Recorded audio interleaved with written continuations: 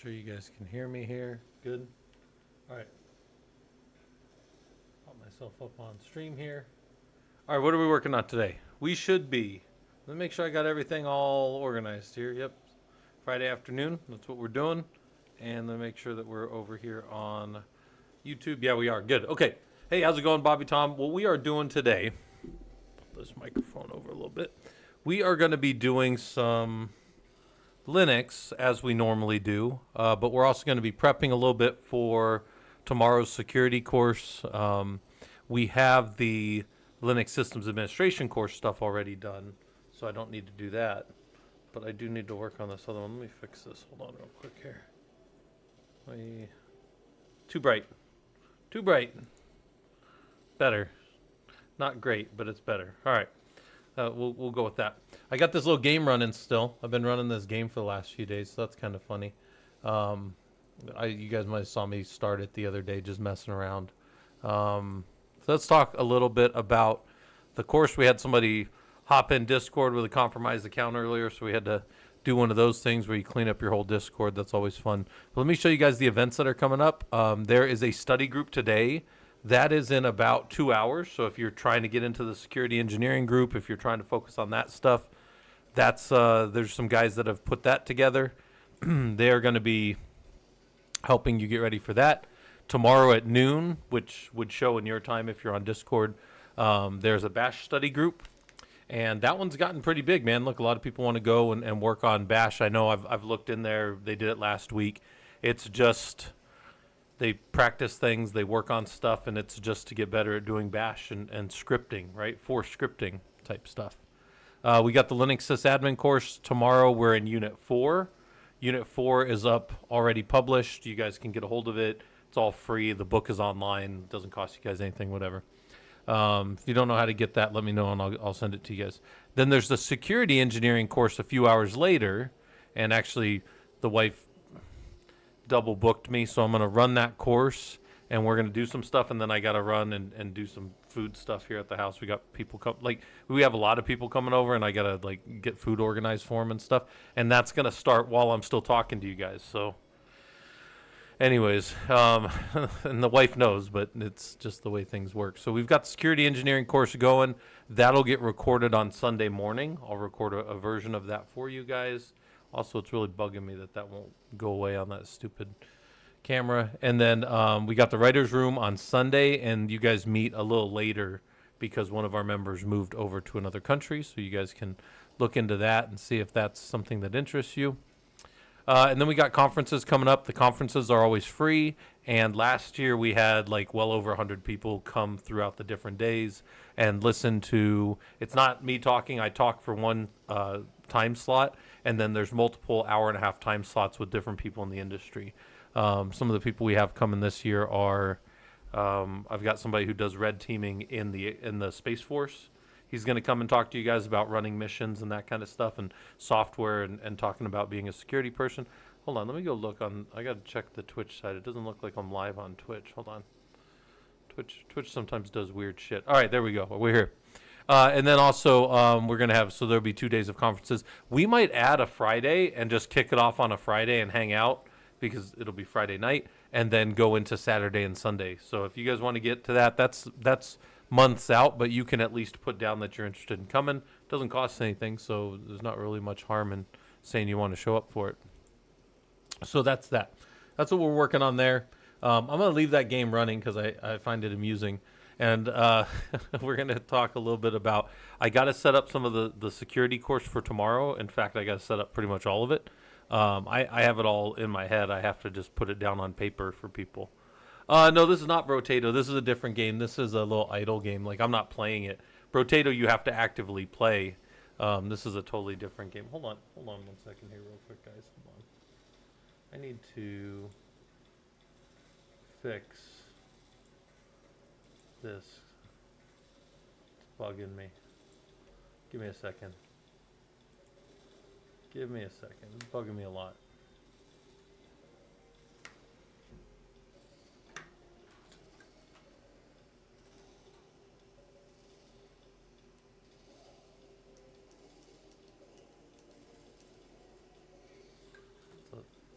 A little better, I guess. All right. Yeah, I guess that looks a little better. I don't know. Anyways, the filter on the camera's not working right, so I don't know. I don't know about that. Anyways, yeah, this game's fun. You just sit around. It's an idle game, so everything is time wasting, pretty much. But I can do it while I'm doing other things. So if it is amusing to me. I need a lot of these points, so I'm just letting that thing run over there in the background. But where we got to the other day when we were kind of messing around, we were talking about Lab 2. So for people that are coming to the security or to the Linux admin course, we're actually going to be down in week 4. But I was just kind of going through the course and showing you guys the stuff because, again, the guys did a really good job on this book, and this book's available for anybody that wants it out on the web. So Unit 2 was dealing with security and troubleshooting of systems. And then we talked about configuring SE Linux and some of the component pieces of it. You will notice if you go on any of these, on any of the Rocky servers, that if you were to do SE status, you would see that we have a targeted permissive mode for SE Linux. Now, if we were going to go into it now and talk about it a little bit, we would know that there are, should be SE Linux config, right?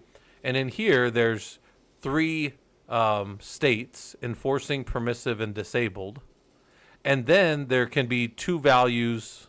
Take 2, one of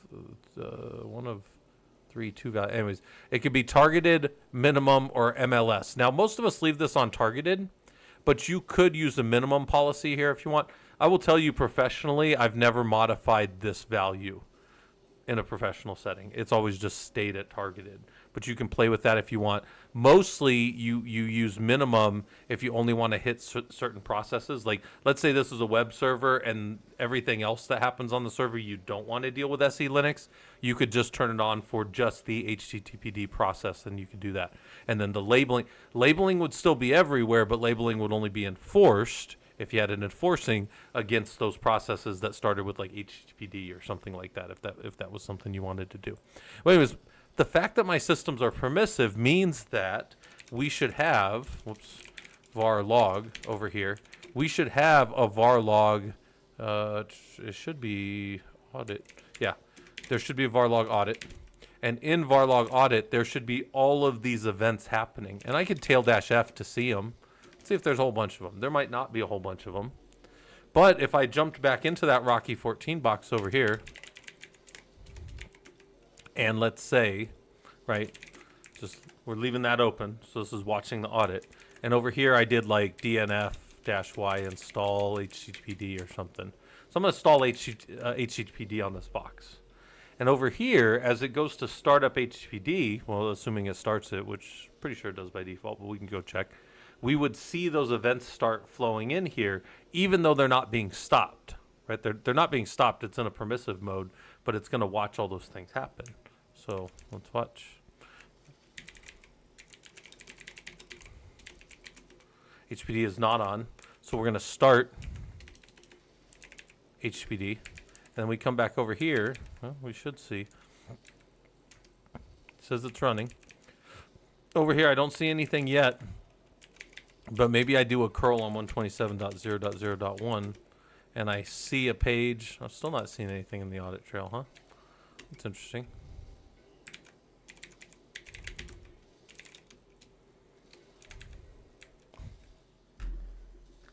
Man, you guys got to stop me sometimes, man. Anybody know why that didn't work? Fucking heck. Oh my God, man. All right, anyways, curl it, and then over here we should see those values showing up. I'm not seeing...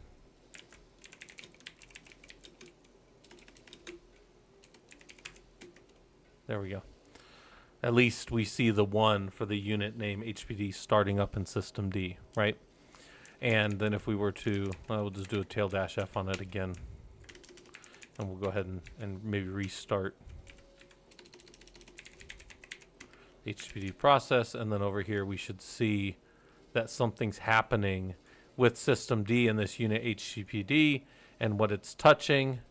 And those things are probably not configured correctly. So then we would need to go figure out how to get those things working the way that we wanted to, right? So,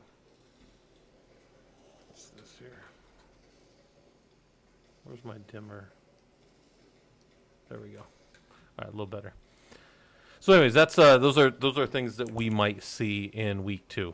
We're past week 2 though, but we talked about access control lists and then developing effective troubleshooting methodologies, integrate theoretical knowledge with practical application. These are the things that we've kind of worked through and done in the course so far.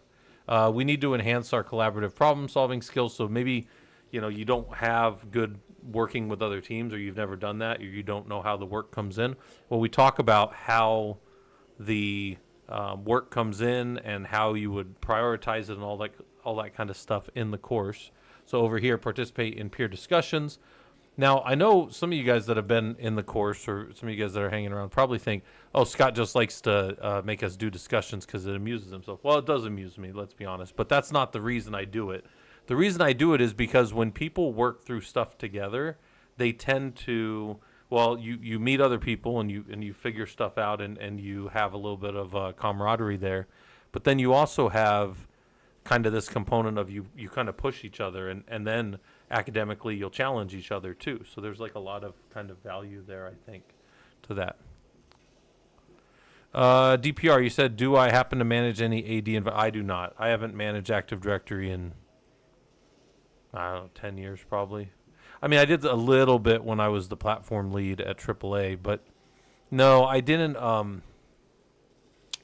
I had admin access, and I used I could deploy things into it and make changes on specific accounts in my Linux admin domain that I used. But no, I'm not an Active Directory guy. No. Nope. So, anyway, so that's the course stuff, especially around the discussions, is there for you guys to sit around and figure out, like, hey, I think about it like this, somebody else thinks about it like this, let's see if we can't figure out how the system actually behaves, right? And that's kind of a valuable thing, I think. It's the way a lot of colleges teach. It's the way a lot of, if you look at, any kind of behavior where we're trying to change a group of people, this is how we teach them a lot of times in groups, because people will influence each other's behaviors, and hopefully in a positive way. So that's kind of the stuff that we were working on in there. Build a foundation for advanced security practices. So we go deeper into not so much SE Linux in the security course, although we do touch it because all of the STIGs touch it in some way. Like if I go to my STIG viewer right now, I know it's a little bright, but if I pull, where the heck is that thing? I'll pull the STIG viewer up real quick. It's over here off to the side. And we look at the STIGs in my system, the security and technical implementation guides that we have. And then I go look for SE Linux, right? I'll just remove this filter, SE Linux. There's 5 that specifically target SE Linux and deal with whatever. Yeah, right. It's designed prevents it from being effectively contained by SE Linux. Postfix must be used instead. So you can't use sendmail with the system. You got to remove sendmail. So I might come over here and say, RPM-QA grep for sendmail, and if I have it on here, that's a problem. And actually, let's just go like hammer 24. That's what I normally use. Nobody else on it. Good. Go to our little sendmail. Yeah, nothing's on there. So that makes sense. And I would take this right here. I would drop this in, and I would say sendmail is not found. This is a pass. And then I would take this on the server, and I would say, or on my, this is my notes, right? These become your findings that you pass to security teams, and I would say not a finding. Now there's 2 ways, and I'm probably gonna make this, so in all the courses, if you guys watch how I do things, I tend to have like the main topic that we're working on, and then a lot of times I'll have like a corollary or secondary topic that is tangential to it in a way that makes sense, right? And one of the ones that I might do, and actually I might do it for this week, is talk about that the layers of, we've been doing this the last 3 weeks, and in the 4th week, I don't really have any of them to do for this week. So probably what I'll do is I'll talk about how there's two real layers. Well, there's probably more layers to this, but this is the ways that I deal with it as a Linux guy. There's two real layers to like security auditing. As we build the systems securely, we then attest to what we found. And this right here, me building all this documentation, that is me attesting to the system. And I would say, hey, this system is 90% secured, and these are the ways that we did it, 90% secured against your scoring system. This is how we do it. And then I would say, okay, then that would be my attestation that I am following whatever security practice. And then you guys would come in and send a third party, and they would audit me. They would ask questions. They would need this, and they would need that. They would all go churn it up and say, yes, we find that you guys have done what you attested. You are in compliance with your PCI DSS or whatever, whatever standards. I mean, mostly for government stuff, it's STIGs or CIS. And then for other people, it's, there's other things, other components to it as well. So, DPR said, you're studying for a pen test cert. Apart from the cert, I'm interested in the security course that you have. I was wondering what sense Linux security course could be useful to me. Well, DPR, I would tell you that the focus of the security engineering course for us, the 10 weeks, is on the locking the system down side of things. And so if you guys want to think of it as blue teaming, I was when I first was building the course, I was torn. I was going to do 2 components each week, and there was going to be a blue team and a red team to every activity. So for everything that we secured, we were also going to look how to get into it. I just didn't have time for it. I've been super busy. I'm going to be working on the doctorate again here soon. So I said doctorate. Closed captioning, man. Sometimes where is it? It's right over there. Closed captioning. Not great. But anyways, so to answer that question, I think, well, let me just back up a second. Everybody wants to hack. Everybody wants to do security, but not a lot of people want to learn the basics. And what I would tell you is learning the basics will make you do all those other things better. The foundational ways that like TCP IP works and that a system communicates over the network and all those kind of things, understanding those will make you a better pen tester. And I would say, I would say it like this: understanding those will make you a better blank, and you could put whatever you want in there, and I wouldn't care. Understanding the basics of systems will help you in all that stuff, which is, I think, one of the reasons I've stayed just like such a vanilla, systems engineer. As far as that goes, hold on, let me see what the wife is saying.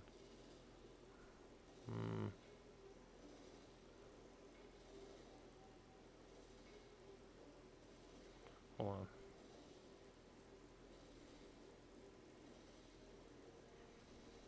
Okay, so we got all that. Let's check out our game. Let's see how our little game's doing here. Move them up a little bigger. So some of you guys started playing this the other day when I was too. The problem with this game is you can't advance very far unless you keep ascending, which I kind of dislike when they do that in games. But it actually keeps it kind of fun and fresh in this game. So I am kind of just farming a level right now on my little idle game here. Let me check one thing here. This one's almost done. Then I go to the next one. I still haven't beaten the next level. Not all the way anyways. Let's go back over there then. We'll come back to this one later. Alright. Move that back down so it's not so much in the way. There we go. Alright. So, to that point, yeah, hopefully if you do choose to do the security engineering course, it's going to show you how we put things together, which makes taking them apart hopefully easier for you. Plus, it kind of shows you the way that people think through securing systems, which I think is a critical part of thinking about how to get around controls, like understanding the ways that controls work and stuff. And I will tell you guys, if you're ever down in our Discord, you can always just ask the guys down Discord. We have a little QA section down here, and plus you can just ask, and just say, hey, is anybody getting anything out of the courses? And I think people are getting, I like to think people are getting good stuff out of the courses, so you guys are always welcome to ask down in there. All right, so these objectives aim to ensure learners not only acquire specific technical skills, but also develop a holistic understanding of how to secure and manage Linux systems in the enterprise. Good. Relevance and context. We want to enhance the system, troubleshoot access issues, and improve system reliability. Those are all important things. The most important thing you're going to do if you're in an operations team, like if you get on and you start out as a Linux engineer at a company, a Linux admin rather, you're probably going to start out in Linux admin work, right? I sometimes show you guys this, the Linux sysadmin. You start over here in the operations, right? Your number one performance indicator for your team is going to be how available the system is. How much uptime do we keep on the system, right? So understanding these things here, which are, troubleshooting access issues. If a user, think about this from a user's perspective. If a user can't get in a system for a week because they're having some kind of access issues, their access to the system, their uptime of the system is 0. And you might say, no, hold on, Scott. I kept 100% uptime on my system. I said, not to that one fucking user, you didn't. That user considers your system garbage. You see what I'm saying? Like, what I mean is, there's a lot of perception here. And let's say they're just some new admin on some other team or new dev. That might not be that big of a deal to you and your team, but I mean, to their manager and the people that hired them, and now they've spent a week trying to get access, that can be problematic, right? Like they needed them for a reason. Anyway, so a lot of times we think about our customers and we think about, because our customers on the Linux side, I even was talking about this to somebody the other day, you almost never have me talk outside of the company. I am almost always there to support other engineers in the company that are trying to consume Linux and high performance compute type systems. That's what I do, right? I support them. And if I don't give them access to the systems properly, if I don't understand sudo, I don't understand some of these different things, what are we even doing, right? We're just causing problems. All right, prerequisites before engaging in this unit should have some understanding of basic Linux commands and file system structure. That's good. Yeah, we kind of go through a lot of that. Traditional Unix permissions, that's good. We talked about those in the first week. Fundamental security principles, and then basic troubleshooting techniques. Hold on, I got to text the wife again.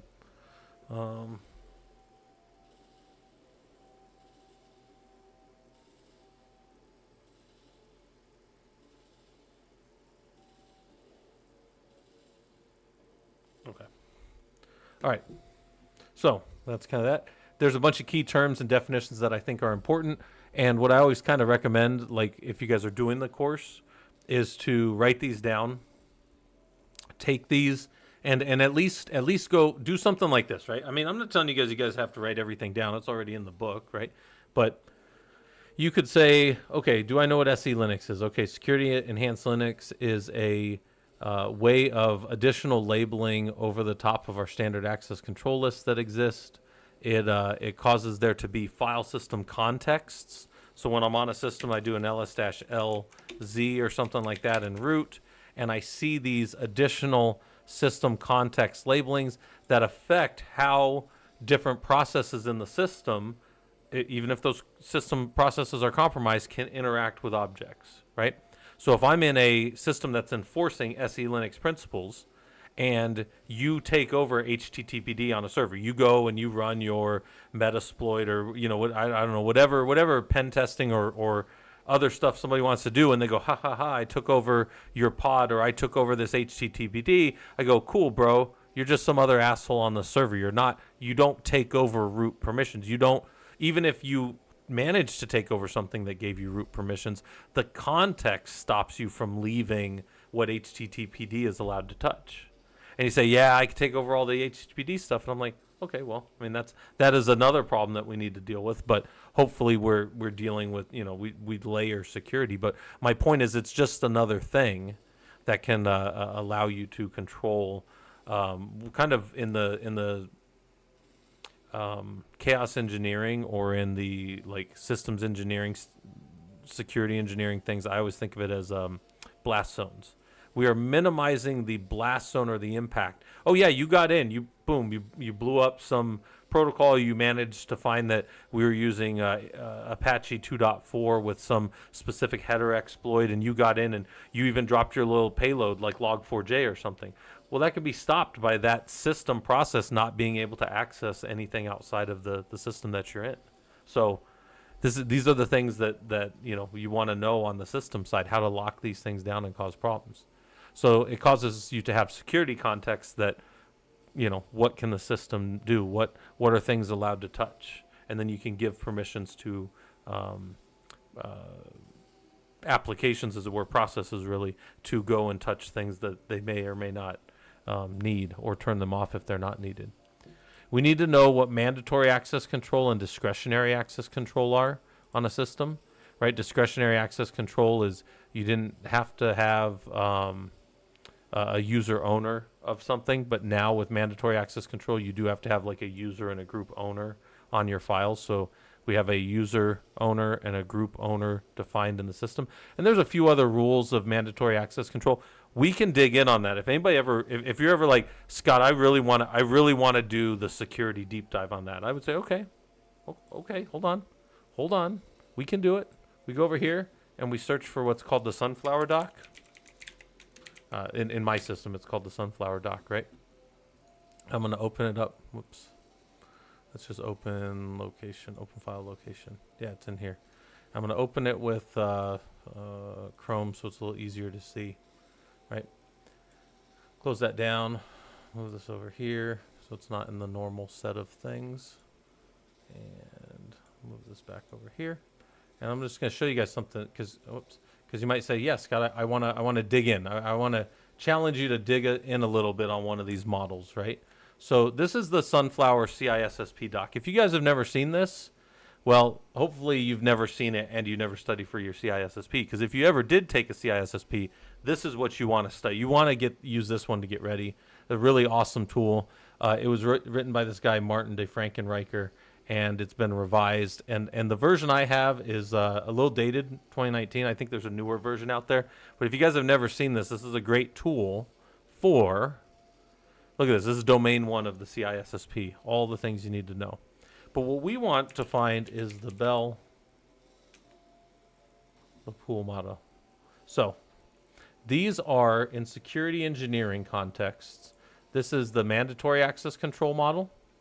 And then down here, Clark Wilson, I believe, is the... Let me see if I can find a different one. Yeah. They're typically what we consider the... mandatory. So mandatory access is called the Bell Lapadula model. That's what it is. And then talks about how you can give permissions based on who has access. And that's less secure in most people's mind, mandatory access control, than discretionary access control, where it's an integrity-based model. Yeah. If you want to dig in on these, there's just a lot of terminologies and a lot of things that you can go dig into and look at them around that, right? But down here, mandatory access control subjects are labeled as to their level of clearance.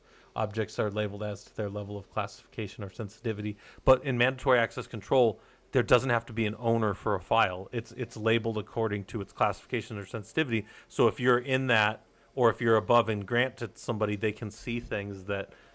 It's not as granular control, right? Like we don't have the ability to say, you're either this user or you're the group, right? So that's kind of a high level thing of it, but this is where I'm telling you to go if you were going to go dig in more on it, right? I think this is a great thing to study as well if you really want to dig in on like security from like a talking to managers and type sense. I think this is a useful thing, and it's free. The CISSP Sunflower doc is free. You guys can go download it off the internet. So, where were we at here though? But uptime, right? This is the main thing that we look at with the system: is how long has it been up, and over the course of the last 6 days, the system's been available how much. And actually, we're going to be building that into this week a little more, because one of the problems we have is the way I have the system set up. If you guys have never logged into our system, it looks like this. I just SSH to like streamer1 at, in this case, I can just log into myself, 192.168.11.245.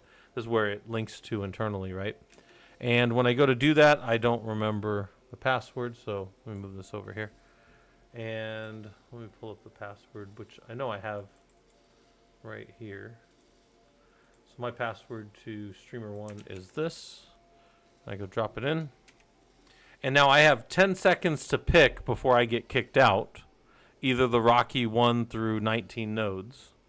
I'm gonna wait 10 seconds here just to show you guys this. And I got kicked out. Kicked out of the system because I didn't answer. So I'm going to go back again, log back in, same password. And now I'm going to say I want to go to Rocky 14, right? But Rocky 14 is where I'm at over here. So, oops, here.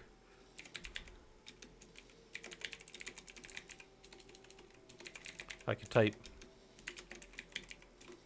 If I do that over here, oh, did I go? Where did it go? Yeah, it should have popped over here. So over here, where the hell's that other one at? Yeah, Scott is great, and Scott is great over here. This is just the one that's connected out from my normal box, right? So anyways, the point is 2 people on a system can cause conflicts and cause people to see stuff across the system. Okay. Standard streams, standard in, standard output, standard error. I think that it's very important that you understand this. Somebody put a really good picture up. People were talking about how we've got a little tool, a little section here for bash and system tricks. And one of our guys kind of drew this for everybody. And that's a really great way to look at system input, system output. So let me get this out of the way. Hold on. Good. So you got standard in from the command line.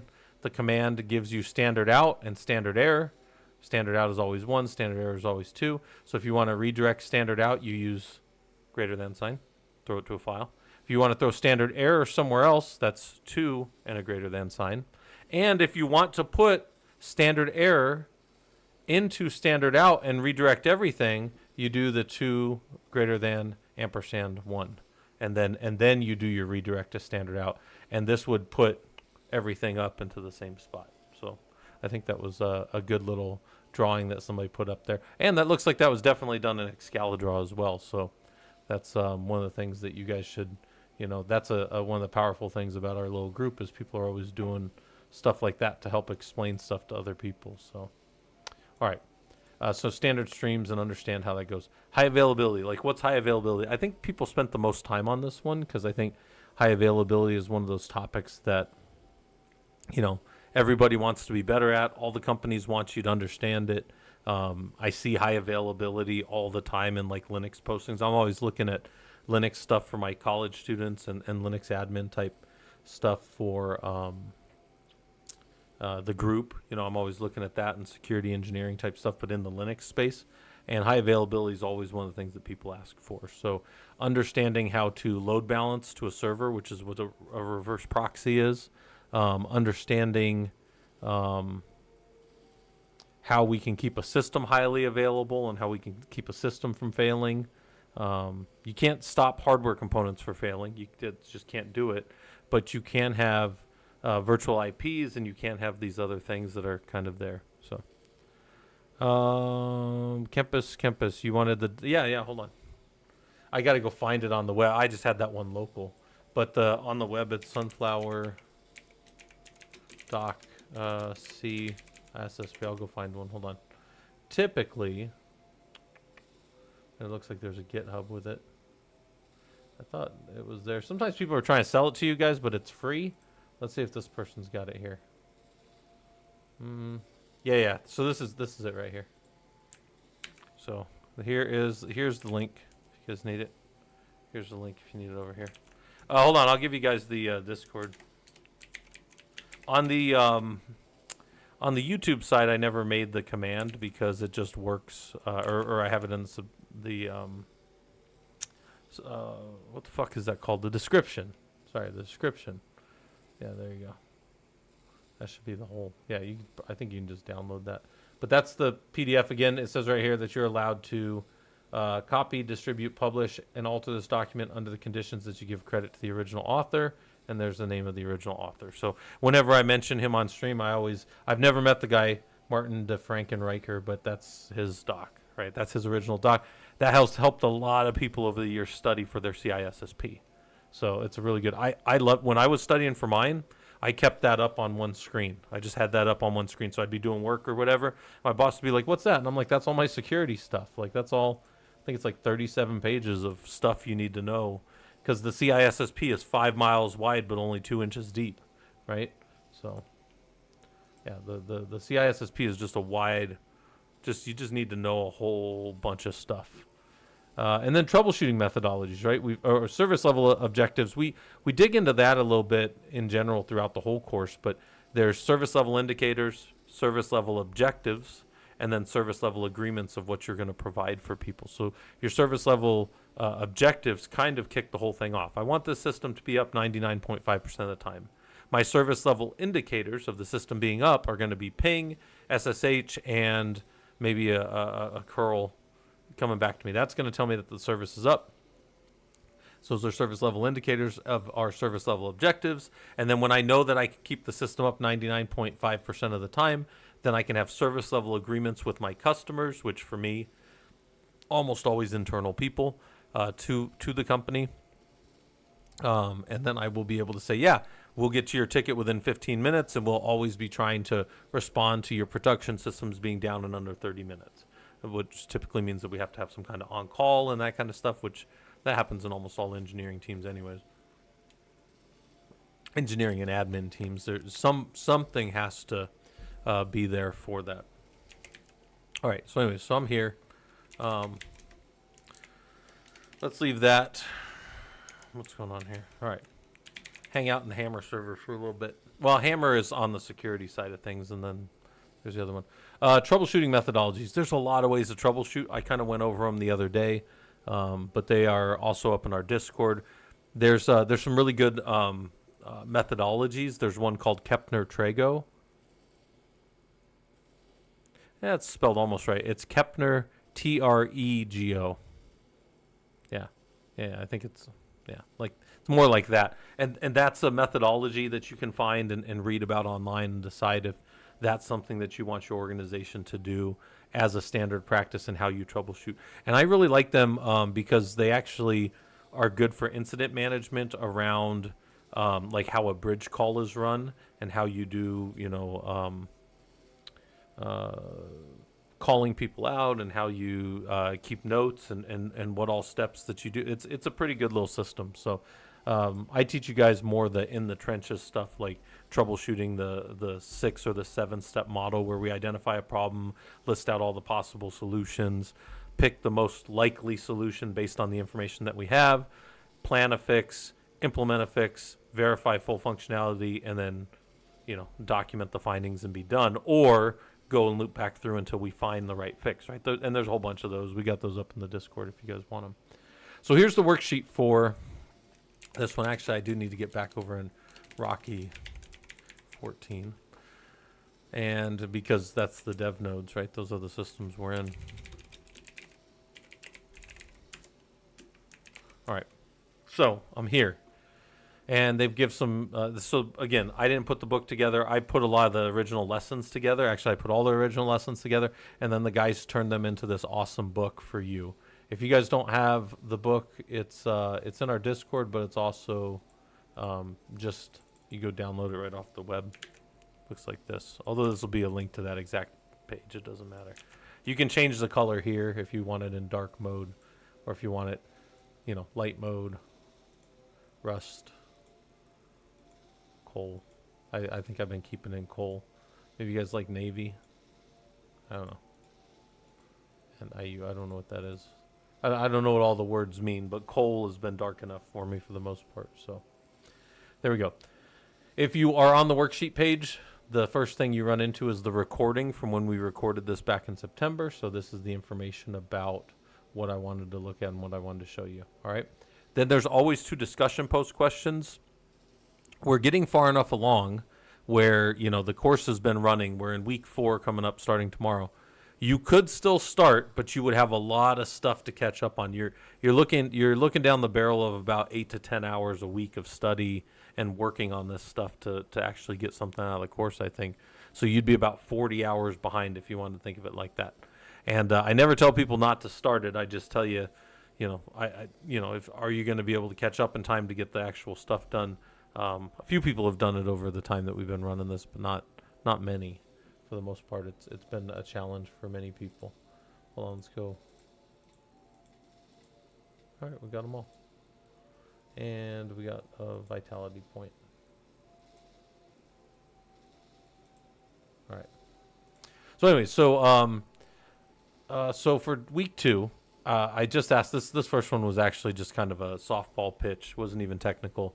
It's what went well. Do you think do you understand everything that I'm requiring of somebody for the course, or do you have questions?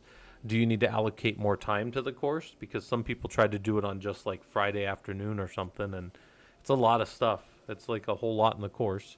And I said, how well did you take notes during the lecture? Do you need to improve this? And a lot of people were asking, like, why don't, like, I don't have a good note-taking tool, so people were telling them Obsidian. We like LogSec. I think that's a good tool. There's all kinds of things that you might find useful as a tool. And if you ask anybody in our Discord, you just go ask somebody in the Discord, they'll tell you what they use. You mostly see me pull up Notepad++ in here. Notepad++ is great because, well, there's a bunch of reasons it's great. Let me tell you the ones that I like. It's got a dark mode, which I think is nice if I want to pull up notes in front of somebody and not blast their eyeballs out. I think that's nice. It also has the ability to, whether you're saving a file or just up here, I could pick that I'm about to be using YAML, right? And then when I start to write my YAML, right, it'll start to help me. It'll start to figure out, hey, these are the tasks for that, and then I can start to collapse it. So if I'm editing some file, right, if I'm doing some thing with, I'm writing out whatever I'm doing, like let's say this was the start of an Ansible playbook,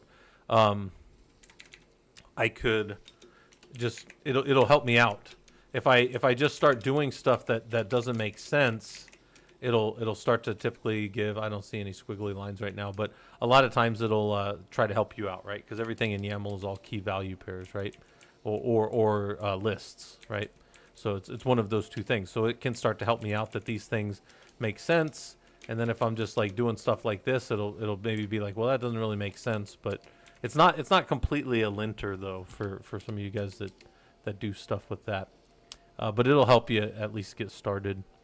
And I do like that about it. Also, so many languages, right? So many things that you could do. Like let's just say you were a Rust guy. I'm pretty sure it's got Rust, yeah. Or Ruby. Anybody here ever write any Ruby? I remember when Ruby took over from Perl back in the day because I was always a Perl guy. Did a lot of Perl in my early career. Anyway, so get out of there. Then the second part of the discussion is read a blog, check a search engine, or ask an AI about SE Linux, and then just tell us about it. People come up with the same ones. There's some good things that you might find. What is the significance of context? What are the significances of labels? And then here's a scenario I give you. I say you follow your company's instructions to add a new user to a set of 10 Linux servers. Sounds easy, right? Maybe the user needed to be local for some reason. Maybe it's down in some environment where you can't get Active Directory. Who knows why? They cannot access just one of the servers. They can get in the other 9. When you review the differences in the server, you see that the server that they cannot access is running SE Linux. On checking other users, they have no problem getting in the system. Maybe you go look at, you go in. You don't always have to talk to a user.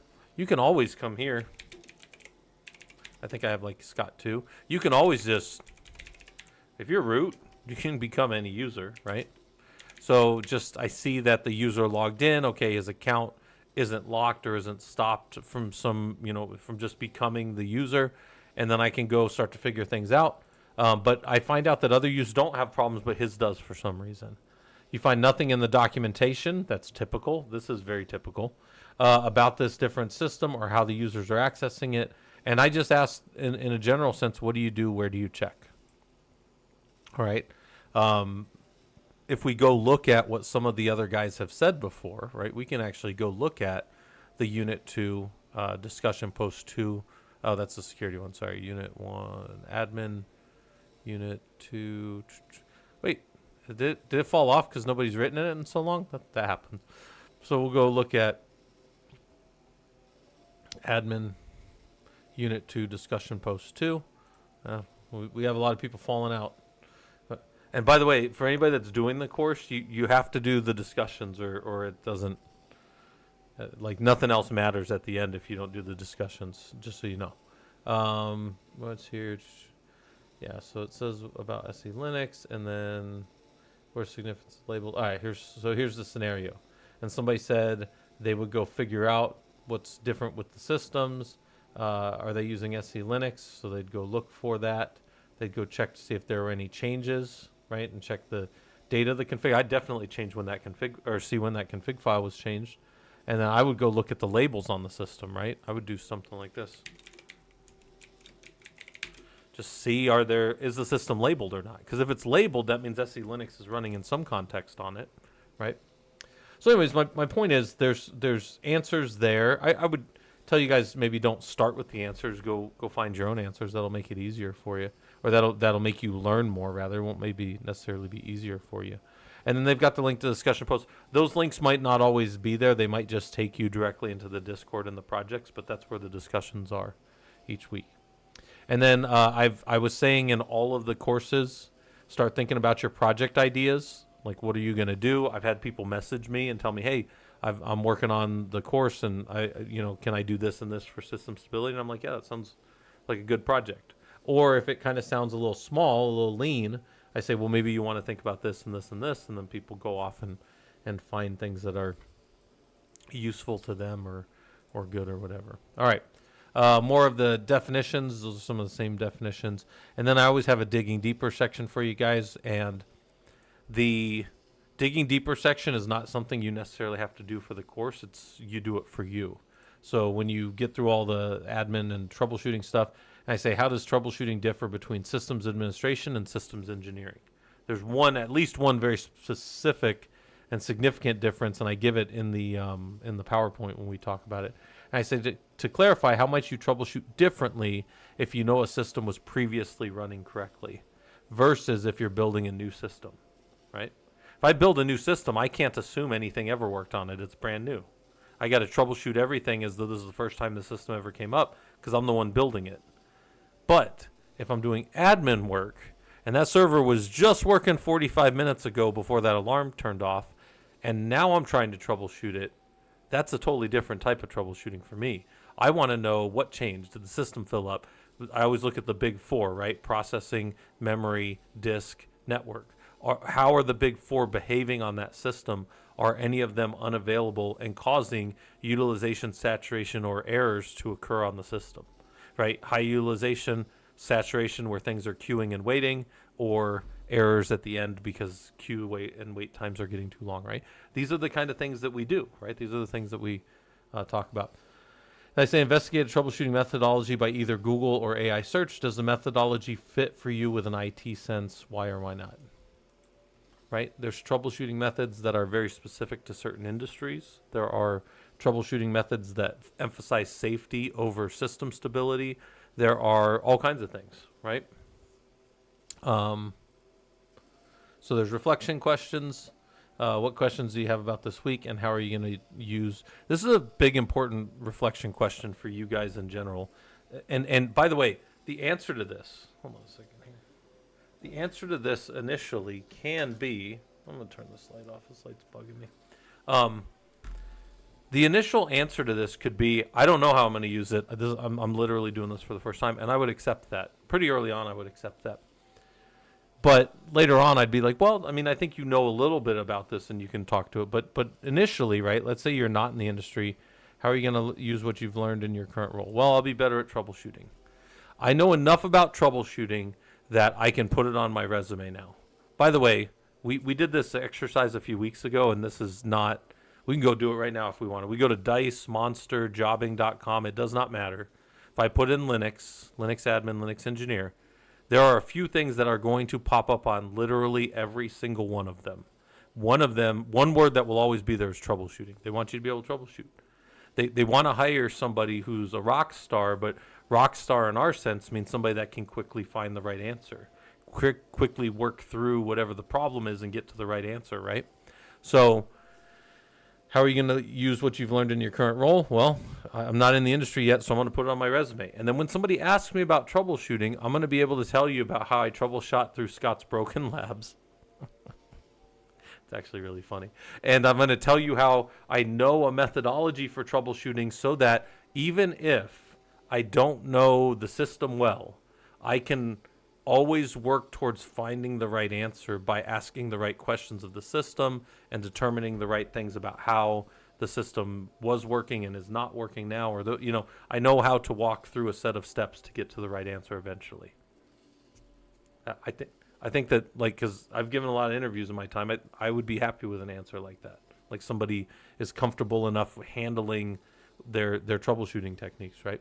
I'm telling you, you can't find a Linux sysadmin job that doesn't say the word troubleshooting in it. If you do, I'd love to see it and like post in the Discord or something, because it's always troubleshooting. There's always troubleshooting. There's always security, right? And there's always networking, and typically it's troubleshooting, networking, and security. But the point is, all of those components will always be there when they want a Linux engineer or a Linux admin. Okay. And by the way, guys, this book, I need to emphasize, this book is not my book. My book for LeanPub is different. This book is completely free. You guys can even hit this little button right here on this book, and it'll turn this into like a 400 and something page printable thing, right? You can print this right here in out of the browser if you wanted to a PDF or something. So the whole book is out there for you guys. They're still working on it a little bit. There's still components of it that are getting built out, but all the stuff is going to eventually be there for anybody that wants it. So let's look at the lab for this week, right? So our lab is lab or essential tools are, we've got Killer Coda labs, by the way, guys. Let's see if these ones link directly to, this is just Killer Coda in general. Probably one of the best free sites on the web for getting your hands on systems. I have a bunch of Killer Coda stuff right here. Every single lab here is free. I'll link it to you guys. And if you were like, Scott, I can't get on a Linux system. I can't dual boot my box. Dual booting is so like 15, 20 years ago now. But you could get in a lab. Here's 30 Linux labs right here. We got some Kubernetes labs, some HashiCorp labs, and a bunch of Ansible labs, so you can start getting your hands on the technology, right? If you've never seen one of these labs, they drop you in just like this, directly in a shell, and you could immediately start working through. Let's see. Right here. Boom. You're a shell, you're a new system administrator at a company, you got to start doing some commands. This thing will even throw the commands in over there, and you can just see their output. A lot of value in that. If you haven't had your hands on a command line in your career, a lot of value in getting your hands back on a command line, right? All right. So that being said, Killer Code is a great site. You can go get in there. You can get in one of our lab boxes. Our lab boxes up are on Rocky 9.5 now, I think. Are they on 9.5? Yeah. But it doesn't matter. Rocky 9X, right? And then I always give you guys like some little lab warm-up thing. And the way the lab warm-up works is just kind of warming your fingers up and doing some stuff that maybe you've never done. So CD with a tilde will take you back to the home of your system. And I'm going to prove that here real quick. If I do home equals temp, and then I CD to tilde again, which you guys just saw me bring myself to /root, which is my home for root. Now if I do it, it puts me in temp. I don't want to be in temp though. I want to be back in the other one. So I'm not going to go changing any more variables like that. That's not really the purpose of what we're doing here. But I should be able to CD tilde and get in my home directory. Cool. By the way, if you say, Scott, are you 100% sure that's your home directory? It was just in your environmental variable. We can also check another couple things. One, ls-ld on root. I own it. The root user owns it. Also, grep root from etc passwd, and you'd say, okay, root on this system is /bin bash, and here's his home directory. It's the 6th field over, right? /root. There we go. And you might say, why are there 2 entries to it? Well, it's because of the way that Werewolf builds things. That's actually a finding if you ever do secure technical implementation, STIGs guidelines. You actually have to remove one of those, and we just have to go take it out of template. I just never hardened this because I didn't care. But that is a thing. You don't typically want more than one output for a user. If you say, well, Scott, which one does it use? I believe it actually uses the last one it finds. I'm pretty sure of that, but we could test that sometime, not right now. But this is one of those things I always tell you guys, one test is worth 1,000 expert opinions. I could guess, everybody here could guess, but we could just do it and see. But Probably in the time I just talked about it. But anyways, let's go back to root, and I make a directory called evaluation. Evaluation. And then I try to make a directory called evaluation and test, and then round 6. And that fails. And I think, why? Well, do I know makedir well enough to know why that broke? Do I know file systems well? And if I don't, guys, by the way, that's why this is in the exercises, just for you to practice a little bit. I do that same thing, and I add a -p, and it worked. So I go, it's interesting. So now I cd to evaluation, hit tab, because tab's your buddy, ls, and I see test, and then I see that I'm in root evaluation. That's cool. So I touch test file 1, ls, now I see him and that other directory. Then maybe I make a bunch of files, touch test file 2 through ... 10, and ls-l, or maybe ls again, and I see them all, and then ls-l, and now I see them, and I also see the permissions associated with them here on the left. Then I see the number of inodes pointers to them here. Then I see the owner by name here. That's applied to the first set of permissions. Then I see the group. That's applied to the second set of permissions. Everyone else is here. I see the size of it in bytes. I see the date that it was last modified, and then I see its name. Those are all the fields that I see across right there. And we can go modify that kind of stuff and do all kinds of stuff with it. But that's the pre-lab warm-up. That's like what we do before the lab even starts. All right. This lab is designed to get you familiar with the basics of systems that you'll be working on. Some of you will find that you know the basic material, but the techniques here allow you to put it together in a more complex fashion. So there are commands that we're going to do here that build off of the other weeks. Actually, well, the other week at this point. This is only week 2. Sometimes when I'm making you guys do stuff, I just have you following me around, and I'm just like, I'm not really telling you what we're doing. And that kind of goes back to this theory I've always kind of had. I grew up in gyms when I was younger. I did gym in high school and weights and all that stuff, and then I was in the Army. And I always think about this. I always tell you guys this, like, if you had 2 buddies and they were going to the gym and you started noticing that, like, the girls were paying attention to them and this and this and this, and you were like, hey, I want to learn how to go to the gym. I want to learn gym with you guys. Like, help me out. You don't talk like that, but let's just say you did. And they wouldn't sit you down, and some friends might as jerks, but most friends would not sit you down in a locker room for 6 hours and put a whiteboard up and explain to you how the gym works and the proclivities of the gym and this and this and this. No, they'd be like, well, let's go to the gym. And that's what you would do. You would follow them around the gym. And as long as you keep showing up, you're going to have different muscles sore. Like, these muscles were pushing and these ones were pulling. And after time, you're going to find that you start to realize, oh, there's a pattern to what they're doing. And then after a while, with the pattern being established, you're like, okay, we work chest every day because it's always chest day. And then we never do legs. No, I'm just kidding. Okay, those are all bad things. But but I do amuse myself. Anyway, so the point is, you would follow around, and eventually over time, you would start to realize, hey, we're working these muscle groups. We're working things that make sense to work together. If we're smart, we're stretching out before, and then on some days, we're also stretching out after. Or, whatever we're doing, we're starting heavy and then we're dropping down. You'd start to notice patterns in what they're doing. And that's the way that I kind of like to teach you guys. And you might say, well, Scott, I'd prefer to sit down with a book for 6 hours. Well, there's books. I can point you to like tldp.org, which is the Linux documentation project. I love that site. But guess what? That is some dry, that is like, I love the site. Look, I'm going to show you guys something. tldp.org. I'm pretty sure it's right there. This is something I've probably looked up. File test operator. I never memorized all the file test operators, guys. I know the ones I use. Do things exist?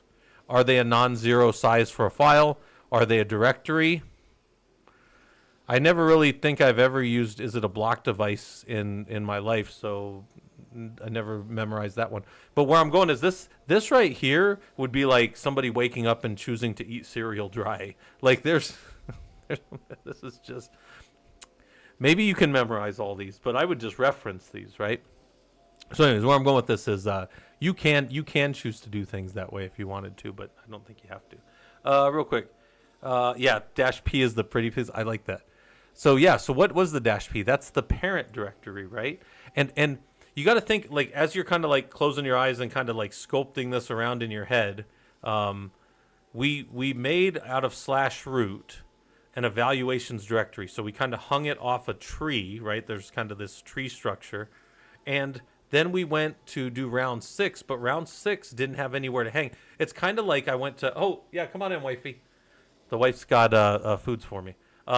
So it's kind of like I went to a Christmas tree and I was hanging ornaments, but I was standing a foot away from the tree and just going like this and dropping the ornaments on the ground. That would be really stupid, right? Because the branch doesn't come all the way out to where I'm at. Nice, thank you. Oh, nice. Oh no, jeez. Thank you, wifey. Okay, so yeah, it wouldn't make any sense. So when we put tests like this and then round 6, we were trying to hang round 6 as the directory we were making off of a test directory that didn't exist yet. But with dash P, we can say make the parent. So some of you, I'm gonna actually go on a break for a second here. I want you guys to think. Here's the question for a second. Turn off my camera here. I'm gonna ask you guys a question in the terminal, right here. Why? So if dash makedir dash P is so great, why might we not want to use it? Right? So if makedir-p is so great, why might we not want to do it? So, hourglass. Pull my little hourglass here. Drop it over here. Let's put this out here too so you guys can see the game a little. We'll put that back after. Let's say 8-minute break.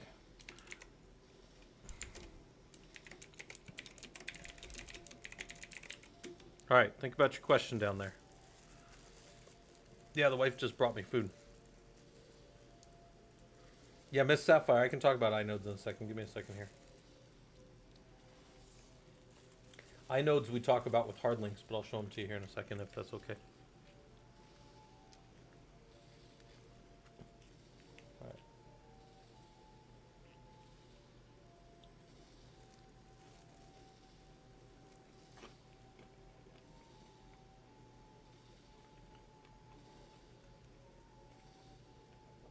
In case any of you are wondering, I'm eating an egg roll with sweet and sour sauce.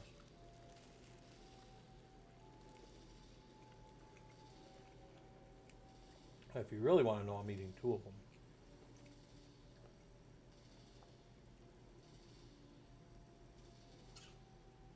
There you go.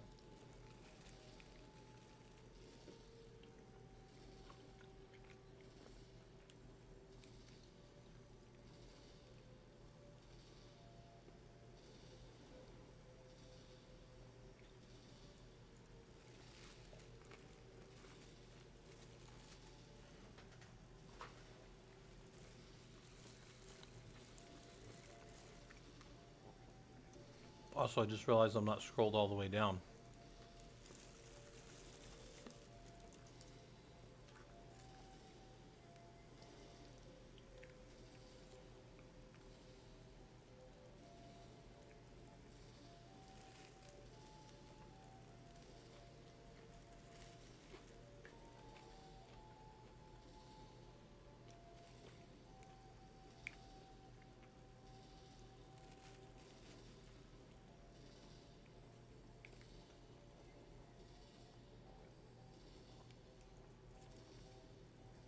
I'm also definitely going to have to wash my hands after this because these things get sticky.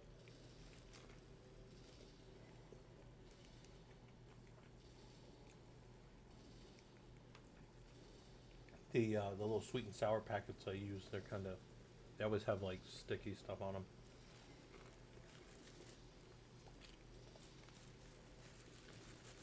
All right, I'll be right back. Talk amongst yourselves. Figure out that answer. If dash P is so good, why do we not always want to use it?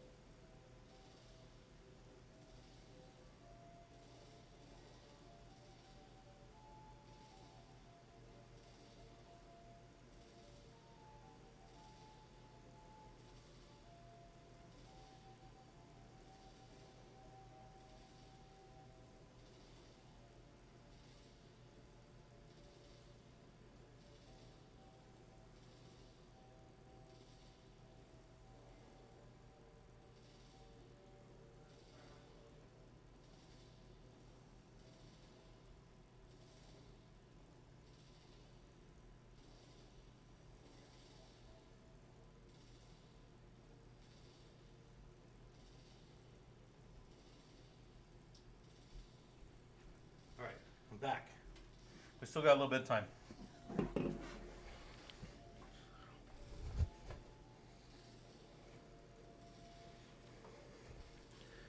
Oh, knocking my green screen all over the place. All right, give me a second here. Still on break.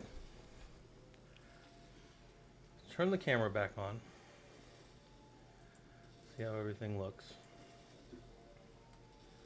Can't get the stupid light right. All right. Turn it back on. Turn it down. Rotate through the colors until I get a color that's good.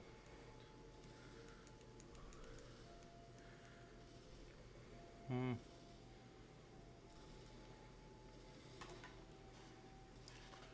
that's a little better. Guys, tell me if this... I know you probably can't remember a few minutes ago, but I think the light's better now. I've got a little light that's kind of sits in my head, or sits in my face and makes it,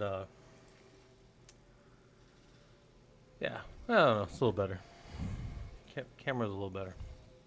So, we'll stop this and then we'll get ready to do this. But let me answer right as our break gets over here in a second.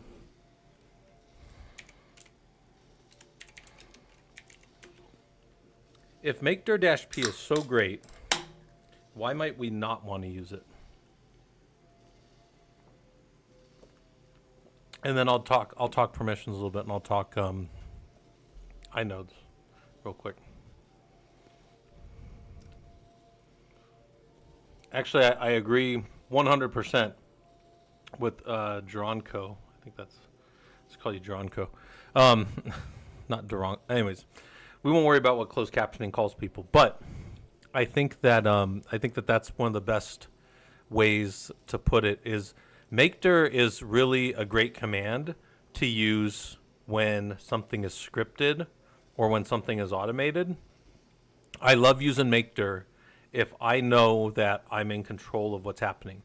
But sometimes in my career, and you might say, Scott, no, what you're about to describe is not true. No, I've worked on systems where we build it all out at a factory and then it gets shipped to a government system. But sometimes in that shipping, everything gets wiped and the operators, we have to build the documentation so good that the operators, which are not internal to our company, they're some other company, they need to be able to build and deploy that system from our docs. So they're having to manually type it in. You say, well, why wouldn't you just give them... In some of these SCIFs and stuff, you have to physically carry paper in there. Transporting electronic stuff in there is problematic. And you say, yeah, but you bring it on the system, yeah, we wipe the system. Don't ask me why it's government stuff, right? But it is a real thing. And if I think somebody's going to have their grubby little fingers on something, I very rarely want to make a -P. I will make them make all the directories down because, yeah, you can make a mistake. And it won't catch a mistake. So if I had told you guys, this is the main reason right here, is if I did this here, it'll make it. And if I call it test, it'll make it. And even with that mistake, even with all those mistakes, it's just making them. It always makes them, right? It hung, so it saw that there was the distance and there wasn't all the steps, so it just made them. So it's a problem. So, yeah. So anyways, where I'm going with that is, that is the reason that I don't always use Make-Dir-P all the time. Sometimes I do only want to hang it off of a file system that really exists, and then, oh, there we go. I knew that was going to happen. Stupid green screen. There we go. Better. Stupid green screen. All right. So, let me answer this real quick. So, we were talking about inodes. Well, two things, permissions and inodes. So, let's talk first about inodes. So, all of these files, real quick, there's two types of things that storage needs. It needs a place to put stuff, and it needs a way to reference that. In my mind, because I grew up in libraries as a kid, I always looked at the card catalog, which I know that's probably something that's gone now, and you just go to a computer and type it in. But you can think of that computer as the card catalog. The card catalog is the place where we would find, okay, here is the Reptiles Anthology book or whatever, and it tells me to go to this part of the kids section, and it was an address to a bookshelf somewhere, and it would tell us how to go get to wherever that was. And that would typically be referenced with, what is that, the Dewey Decimal System or some system of libraries, right? Whatever your library system was. And they were very standardized typically, but then per library, that inode would point to whatever, or that thing that's representing an inode would point to exactly where it was in their shelves, right? Okay, so where I'm going with that then is there's only one inode location pointing to one file right now. That file is a place in memory that 0 bytes are currently stored. If I make that file bigger, right? If I make test file bigger, I go like dd in file is equal to dev zeros.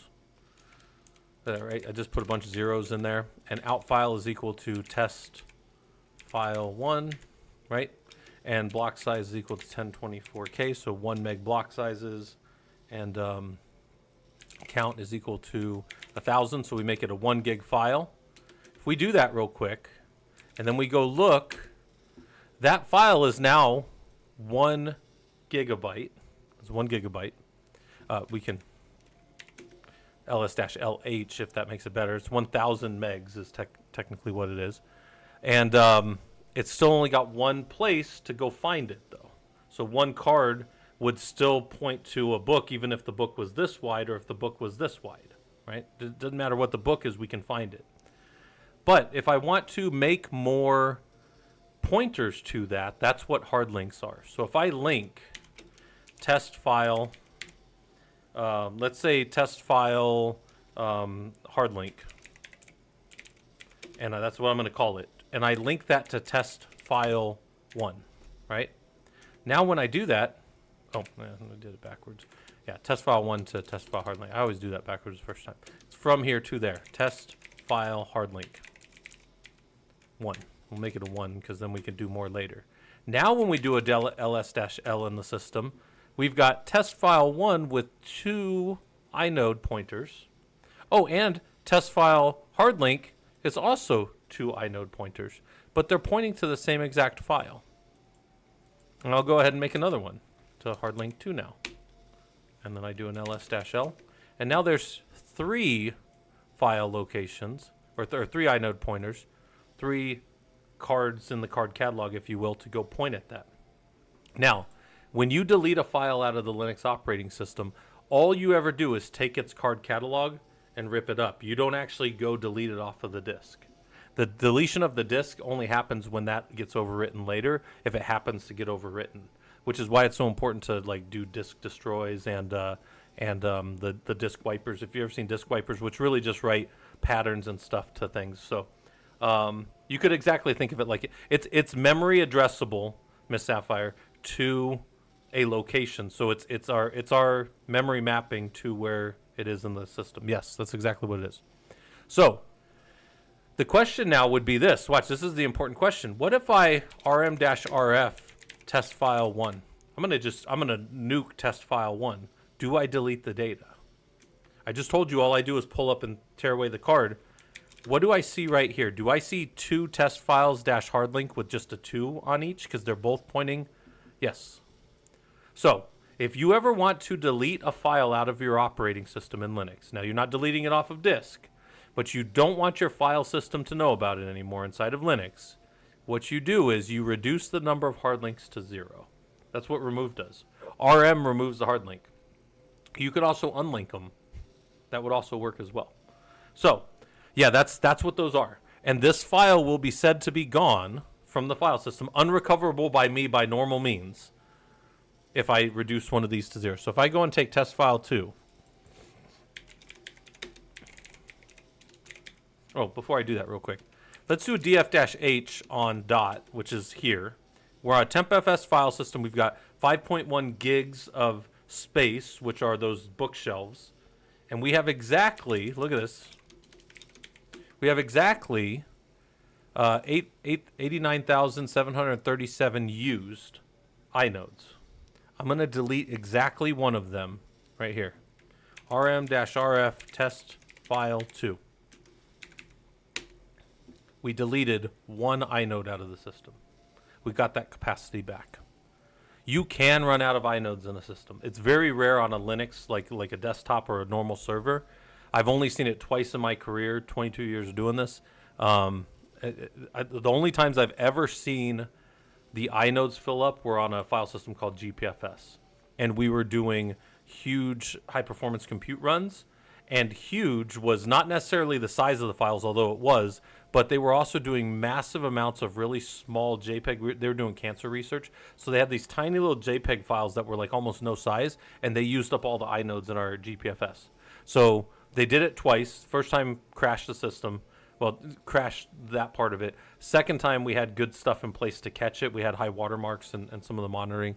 We used the thing, the RRD tool in Cacti, if any of you guys have ever played with Cacti. So, how's it going, Hayes? Colchis? I'm just kind of working through stuff slow, also kind of playing my game over here in the background. Look, I can collect my little loots. Hold on, I got to make some more of these while we hang out here. And I can establish more stat points because I got to try to beat one of these levels here. In fact, I haven't beaten this level all the way yet, so I'm going to try to do that. And then also, I got to get more ascension points. So when I re-wipe it, it'll come back up. So that's an excellent question, Miss Sapphire. I do go over this. This is a good time to talk about those. So let's do a thing real quick. df-h. And look at what we have here. And I'm going to, so remember we were talking about libraries, and I was saying that you have like a card catalog as your index right here, and then that points to something in your library. Well, in this, that library is analogous to being a the local file system. So I'm going to show you why hard link and soft links work the way that they do, but I'm going to explain them by presenting it real quick. We have a different file system over here called let's use opt. I'm pretty sure I made opt writable. Well, maybe lab work. I think lab work's writable. Let's cd to lab work just real quick and touch some file. All right, so some file was just written today by me in the system, and it's 644 permissions good. Now I'm going to rm-rf some file. Actually, no. Let's just get rid of them real quick. And let's ln from where we just were, which I think was root. Oh, by the way, if I don't remember, because I don't, here will show me. So I'm going to I'm going to ln from root evaluation test file 1, which we delete test file 1 hard link 1. To some file here. But this is going to break. And it says it breaks because we can't use a hard link. So let's do a soft link real quick. And that worked. So now I ls, and I do an ls-l on some file, and it's a soft link back over there. So I'm going to explain to you why the hard link didn't work. We've got two file systems. Your file systems, for the purpose of this discussion, are libraries. And I told you that there's a card catalog at the front of each library, and we go and address memory in those libraries, right? Well, what if you went to one of those libraries? You know, out here we got the Velma Teague, and we've got the main branch library. And the Velma Teague library has an index in there that says, yeah, the book's right on the shelf over there, go to that library. You'd be like, that library's fucking 10 miles away. I can't go over there. It doesn't make any sense. It's not indexable. So your hard links are inodes. Inodes are only indexable memory on your system in your file system. But a soft link is not like that. In fact, look at this soft link. This sum file right here points back over there. Now I'm going to do something. I'm going to rm-rf root evaluation test file hard link 1. I'm going to remove them. And now I've got a broken link here, because this is just this isn't an actual inode pointer. This is just what we call a reference pointer, right? That's a soft link. It just points over there. And if that's down, that's down. But watch, if I ls-l in root evaluations, I still have this original file because I have one inode still back to that one file. One place still points to him out on shelf. If I get rid of this one, I'm not getting him back without turning this all off and going to a special tool, right? Using something like parted, like one of the disk managers to get that back, that file. But for right now, in normal systems administration, we do not ever get this file back if we delete this last one. But watch this. I can just come back here again, and I can make that hard link again. So I'm back in lab. I'm going to cd back to there, df-h dot here, and I'm going to relink ln. We'll do test file dash hard link to test file dash hard link 1, and the name is what really mattered here, because now that's working again. That connection back over there is working. So one of the nice things about soft links is I can have links to file systems that I haven't brought up yet. So let's say this system comes up and the 4 NFS mounts are not up initially, but I need to I just want to have those links already there, so when they do come up, it will establish all those those connections via soft links. That's fine. But a hard link can never expand outside of the library, if you want to think of it as that. But the library is a file system, right? And also, I didn't. I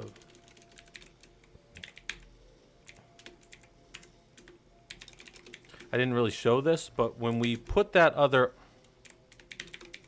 inode pointer here, so now there's 2 here. We didn't use 1 extra gig of space.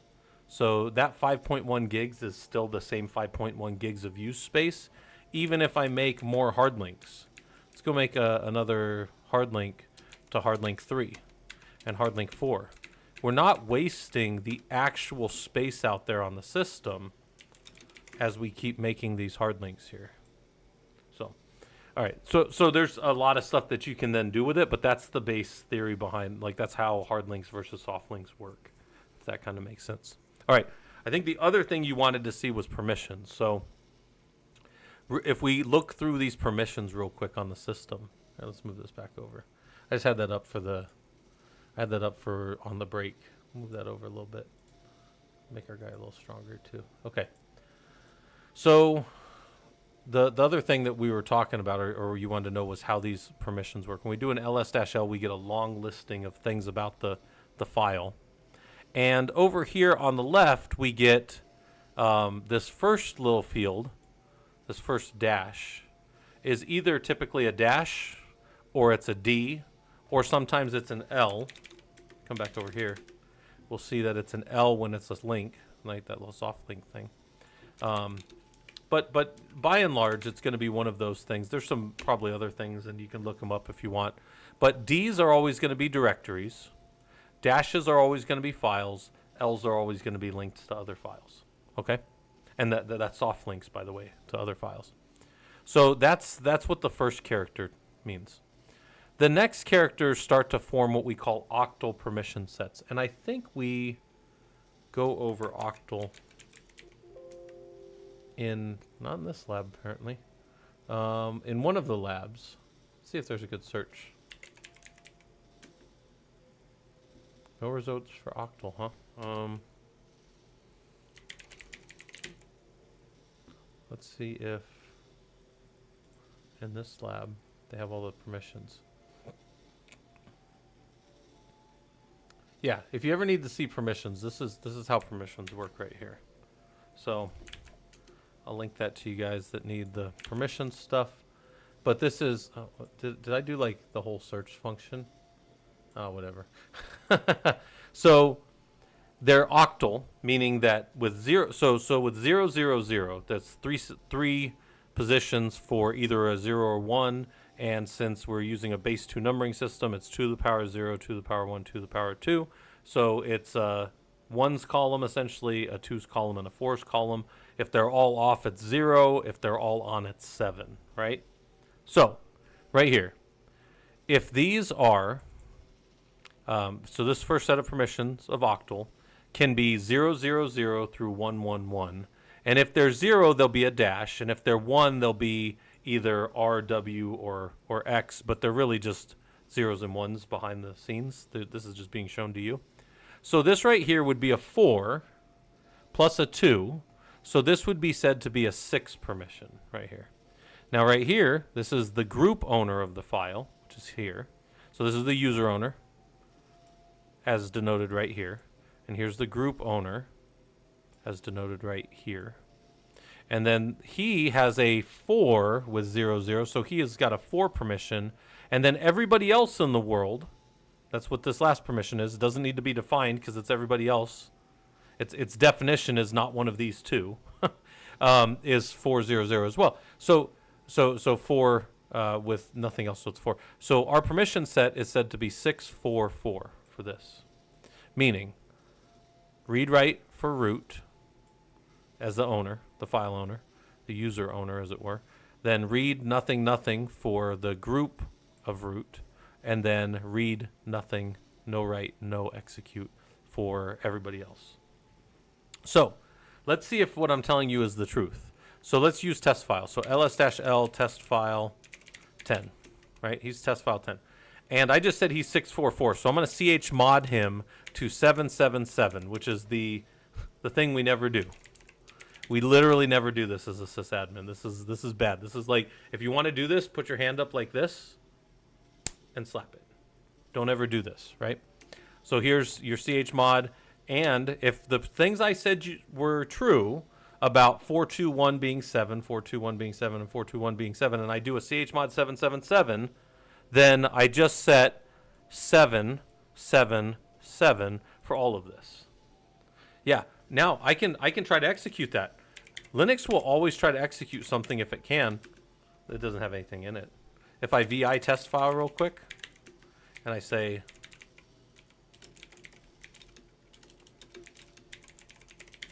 right, something like that, and that's all we do with it. All right, cool, it's executing. Let's take that execution away because strictly speaking, we shouldn't be executing this file. That doesn't make any sense.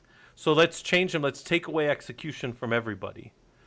So we chmod 666 test file 10, and ls-l should show us rw, right? Oh, for just 10. Right?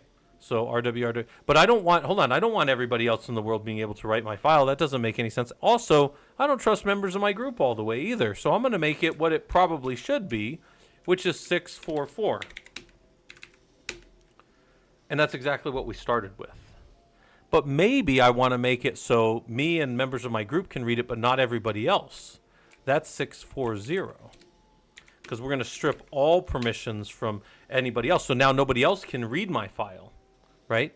Nobody that's not in either my owner, like their root, or they're belonging to my group of root, right? So here's me. I can read and write the file. People in my group can maybe see it, but outside of that, you can't touch this stuff. And I don't really have like a deep dive in any of the labs on that. But sometimes I make you guys, like if you're doing permissions with me or something, like if you're in one of the systems, we'll make 2 users, and then we'll make a shared file system that both of them can get to, and then we'll just start messing with the permissions and prove that, like Scott versus Scott1, who has permissions to do what. But if they're in a group, we can affect the permissions between them without affecting the owner of the system, right? And the group permissions are really important to understand when you get into like working with teams and stuff.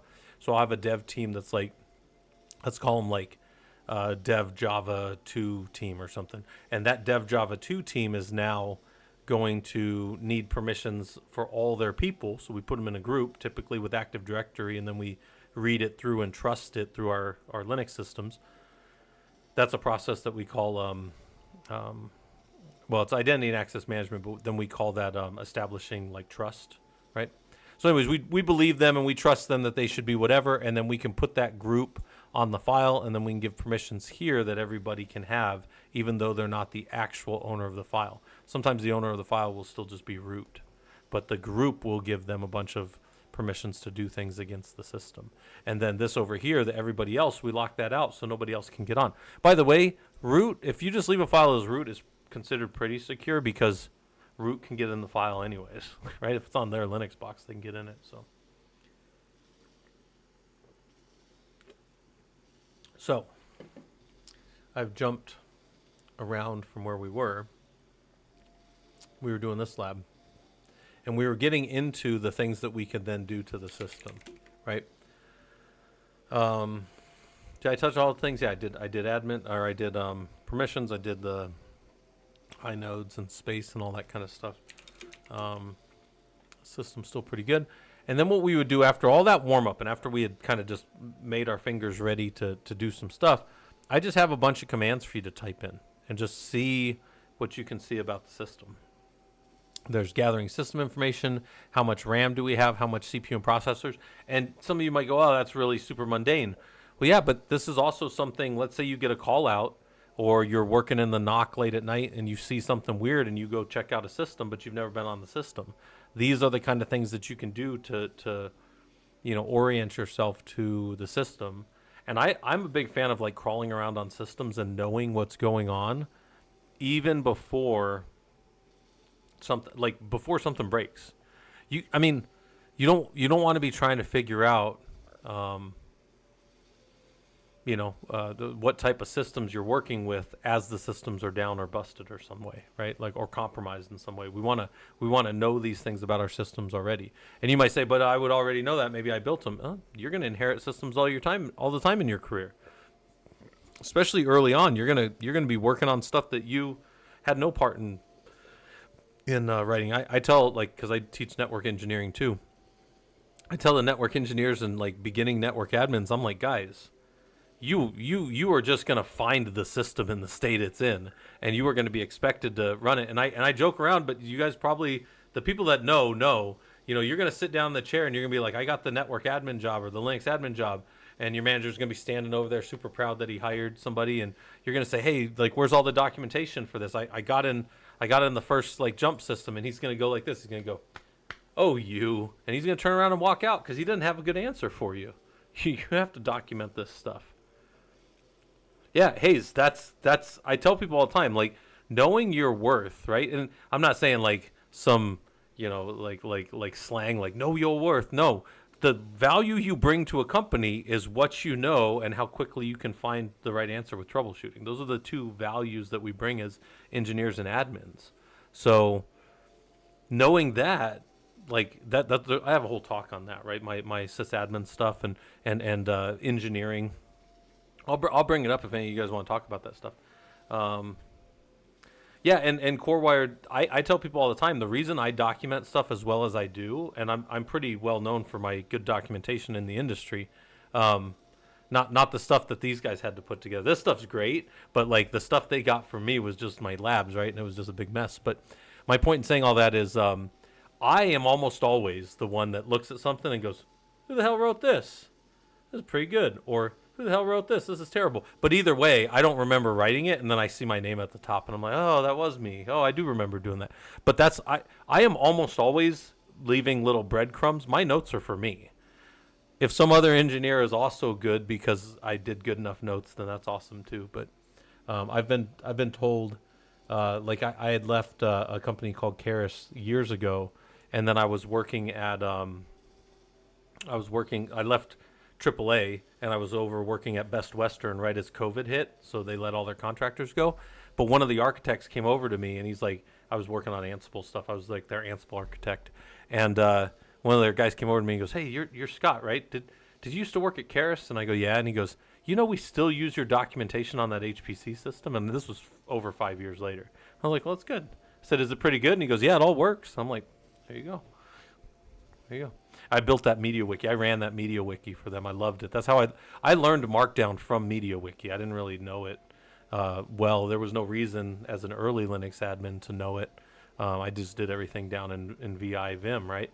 But typically VI. I'm more of a VI guy, but it doesn't matter what's on the system for me. I'll use it. But yeah, this guy came back to me years later, and said, hey, I didn't, you don't know, we had met each other already in the team, but he's like, I was looking at your name, and he's like, I'm pretty sure I was reading all your docs all the time. They're pretty good. And I was like, all right, works for me. But yeah, he had been hired to help keep the system running after I left or whatever. Having CMDB is nice, but for some reason it's tough. Yeah, so I can tell you that it's all in my whole career, and this is always something that I think, and I try not to be like super like bitter or sarcastic about things because that's something engineers do really well. But like I've never seen a CMDB work well in my whole career. So I always just say, "Oh, you want me to reference that thing that's wrong?" And then I think I've told you guys before, like the probably one of the biggest knockdown fights in my career, the closest I've probably ever been to be fired in a company ever was at AAA, and it was because of a CMDB team.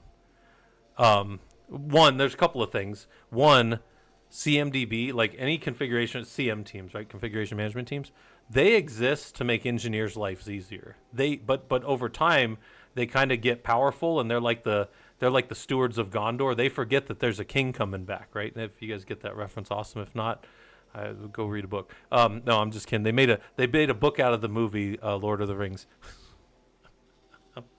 I'm kidding. That's an old joke. They made a book. Anyways, hold on. So where I'm going with that is they forget that they exist for us. And some of you guys have heard me tell this before, but we would be in meetings, and guys, this went all the way to like the C-suite at the company. They're like, why will this platform engineering lead, because I was the lead for Linux and Windows team, 5,000 servers.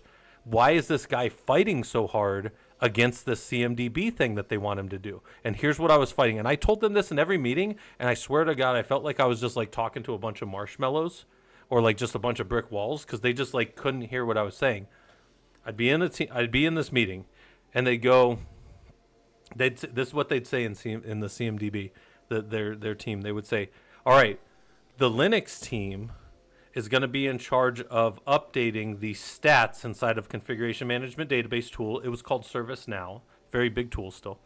They're going to be in charge of updating the stats in the system. And I'd go, okay, so give me access to do that. And they'd say, no, you don't have access. You're not going to have access to do it.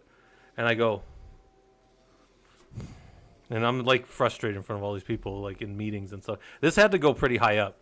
And I'm like, so my team is not going to have permissions to change this tool. And they say, no, you're not. And I go, but we're in charge of it, what the tool says. And they're like, yes. And I go, so you want me to maintain a thing and not give me the keys to the thing? And they're like, no, but your team has to keep this updated. And I'm like, no, we don't.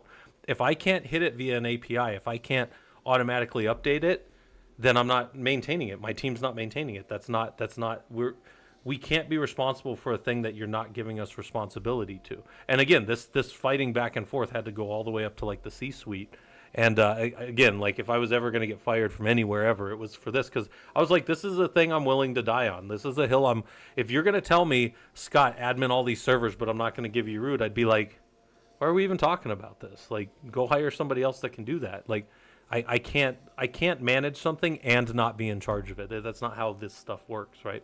So anyways, that's what they tried to do. They tried to tell us that we were in charge of keeping all this stuff in sync, but that they were going to keep all the rights to that data.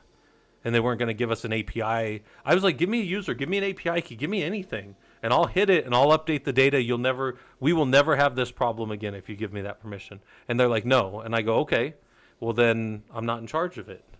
And they're like, no, but you are. And I'm like, but my team literally we can't even go log into your tool and update it manually in a browser window because we don't have permissions. And they're like, well, yeah, but you're still in charge of it. And we're like, what were we supposed to do? Like send a carrier pigeon over to you? They weren't going to update it though. They wanted us to update it, but they didn't want to give us permissions to update it. It's literally, like, even to this day, as I think about it, it's one of the weirdest fucking things that's ever happened to me. It would be like if you had a fleet of vehicles and you're like, Scott, go drive that vehicle over there for me. And I'd be like, I'll drive it all day. What do you want me to do? You going to give me keys? I can't have keys. You want me to break in? No, I can't be breaking into things. And then we would just stand there and look at each other for 8 hours, and you're just like, not giving you the keys. You're like, what the fuck is wrong with you? Anyways, that was what happened. This is why I was talking about, like, just talking to a bunch of marshmallows, like people that literally just couldn't understand that if you're not going to give me permissions to do a thing, I can't do it. But anyways, that was because that's a system outside of my control, right? This is how autonomous systems work. Like everything under one person's control is an AS, an autonomous system, right? So, yeah, to this day, I still think about it because I feel like my manager got it, but I don't feel like the directors were like, come on, can't we all just work together? And I'm like, I can work without them if I have permissions. I was being an ass about it too, but But the thing is, it's like, they're like, Scott, why is this such a hard thing? And I'm like, it's not hard. It's a permissions thing. They're not going to give me permissions. I can't be in charge of it. All right, anyways. I also implied many times during our discussions that I could do their jobs with automation. And those fucking people did not like I would stand up sometimes in our cubes. This was back in the day with the cubes, and I'd be talking really loud, but I'd like, look at these guys. They take 3 of our so we've got these. Oh, I don't even want to talk about our change management team. They were so bad. But anyways, my boss is like, they're right over there. They can hear you, and I'm like, they're not people. I don't care if they can hear me talking about them. They'd get so mad, but I'm like, what are they gonna do? Fight me? I'll beat them all up. Oh, I would have, but that's not the that's not the point. Anyways, but yeah, those fucking people, to this day, that still bugs me that they would do that. Try to make us like have permission. Anyways, all right, let's get back to Linux. I'm gonna get mad in my career, in my career decisions. But I did really like working for AAA. Oh man, I actually went back there after I left there, and I ran that team again. But it was a lot of the same stuff. So nothing changed. Different managers, but it was still the same stuff. So. Good company to work for. Not trying to badmouth that. It's just some of the stuff didn't make sense. All right, so if we're doing commands, what's our host name? The reason I might care about the host name that my system has is this is going to be how my system resolves itself, right? So ping Rocky 14. Maybe I see a different host name inside the system than what I thought when I jumped in. That can be a problem. I've actually seen that before where teams have servers decommissioned and then they get new servers built, but they don't change anything over. So, and we could get into key management later, but their keys for some reason still work on new servers that were built for another team, and they're jumping in and wondering why their stuff isn't there. And then now you're like, well, wait, what server did you say you had? And then it's like, well, we were on Rocky 14. And it's like, this isn't Rocky 14 anymore. This is a different server that's still in your hard-coded Etsy host file, because maybe they have some, they have some jump boxes and they've hard-coded stuff or whatever. It's like, no, you need to go point over to these servers. And sometimes you deconflict like a work ticket or an escalation between 2 engineering teams just by knowing to go check the things that are commonly wrong in your systems. And if you have like a reuse of IPs in a space, you got like an IPAM, what we call them, IP address management, IPAMs. There's some good ones like Blue Cat. Some people use SolarWinds. What other ones are out there? Those are 2 that I've mostly used. Some of us just, in high performance compute space, a lot of times it's just your Etsy host file and you just copy that out everywhere. Ours, in this environment, in our home lab environment, the Werewolf node, he actually keeps all of them, and this is generated automatically for the Werewolf server from Werewolf. So Werewolf generates this, and then we push it out to all the nodes, right? So this is all of the nodes in the Werewolf system. And you guys have access to these if you're in the Discord, if you're part of the group, right? So info blocks, that's another good one too. Yeah, info blocks. Yeah, and one of the things I like about them is I can hit them via just API calls, and I can update addresses, and I can change names and stuff like that, and I can do all kinds of stuff. And some of them can just do that. Is that just using? No, it uses. Werewolf does not use bind. No. So I don't think it does. Not in the default. It uses it's normal Werewolf, DHCP, TFTP, NFS, and then some SSH stuff. But no, it's not using. No. No, it doesn't have bind running. I had to go check that because I didn't remember if Werewolf did that. But no, Werewolf's not running bind. It is like a lot of these high performance compute things where it's like I want to control the Etsy host file and everything gets pushed via that. Now, could you run, a separate DNS in your environment and have your devices talk? Absolutely. It's the same thing I tell guys often. Like if I'm building like an Oracle cluster, right? I have like a 3-node Oracle cluster. I will let them fall back to DNS, but their actual communications are going to be like I'm going to define them in Etsy hosts so that if I ever have, let's say there's just company-wide power outages, worst thing ever, data center went down, everything's down, bringing stuff up. I don't want to wait until another team gets their DNS running to start being able to bring up like our mission critical clusters and stuff, right? And most people would be like, well, yeah, I mean, that makes sense. Like a node should know the other nodes so it can get a quorum and stuff like that. Do that with pfSense and forwarders. Nice. Yeah, and there's all kinds of awesome things that we can do with DNS and forward and reverse DNS in and out of the cloud so that we actually know what nodes are up in an environment and stuff. And there's some really good stuff that we can do. Why do I have this as my comment at the end? Oh, was I showing somebody that? That bugs me. I must have done that, but I don't remember doing that. Okay. Anyway, so we could do a bunch of stuff on the system. We can look at the release of the server. And I've shown you guys this before, but if you want to know what this is looking at, you just do like an ls-l, and you'll see that there's 3 links that are pretty much just back to Rocky release, which is Etsy Rocky release. But this one Etsy OS release, which is in here under Etsy Splat release, right? This all got found in that wildcard that we use, Splat, right there, which is just, it's just a glob. It'll get everything that fits in between there. So it saw all these, and then it just dumped it out here. But this one is actually just a link over here. That's a soft link.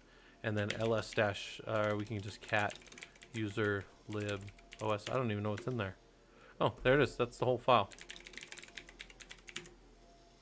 What's in there? Yeah, so the Rocky release is a real small part of that. And then the big long release actually comes from user lib os release right there.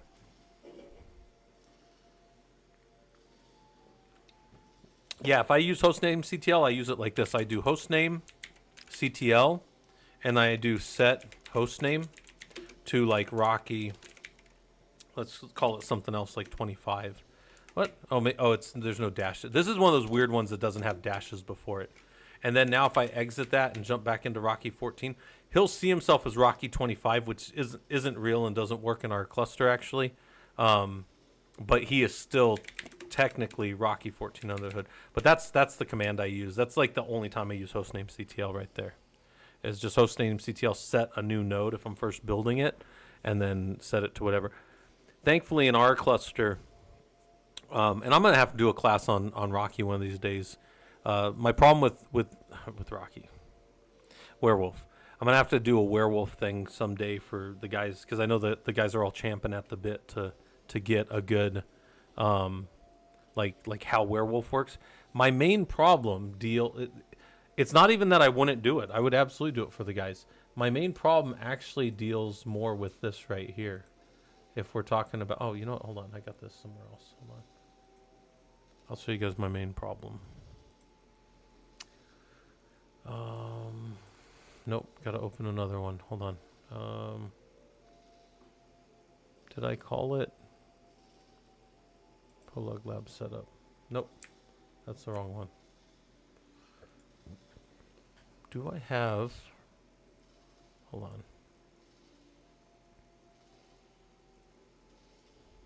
Also, guys, I don't have too much longer because me and the wife have a thing to go to for like a little Easter thing. They made like a little nativity scene like with all the kids at church. So I'm gonna go over there here in a little bit. But hold on, where do I have? I know I have this. Hold on, I gotta go find it. Open, load from a file. Here's our logical drawing. This is the one that you guys mostly mess up. Or mess up for me when I let you guys draw on it. But hold on. What I was going to show you guys is to do what I do in the home lab, right? And a while ago, you guys asked me to draw this out, so I kind of drew out how people connect. And this is the whole, cluster that we have. But over here with Werewolf, for Werewolf to work properly, he needs to be DHCP. And if some of you guys aren't network guys, let me tell you something about DHCP. There can only be one DHCP in any network. So DHCP functions in such a way that there can be only one. They're like Highlanders. There can only be one.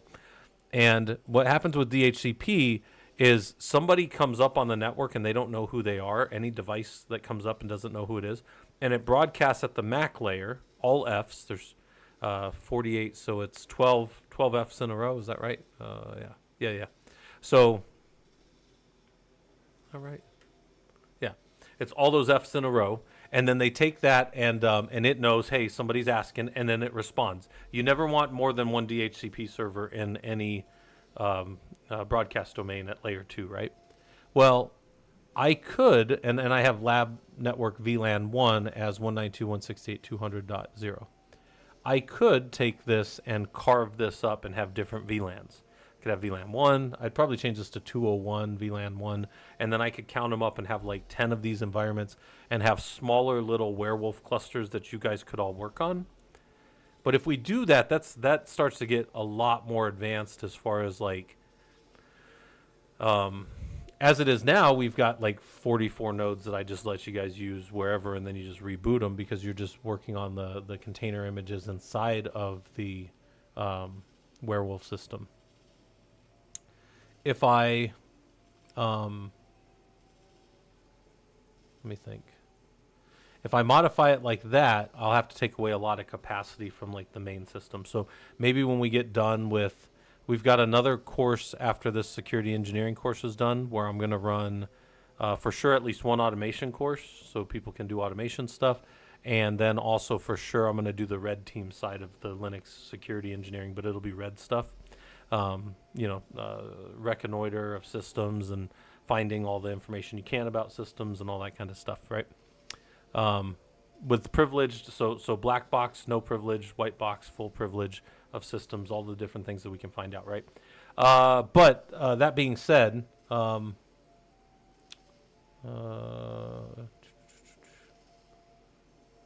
yeah, I'd have to retool a lot of stuff in the lab.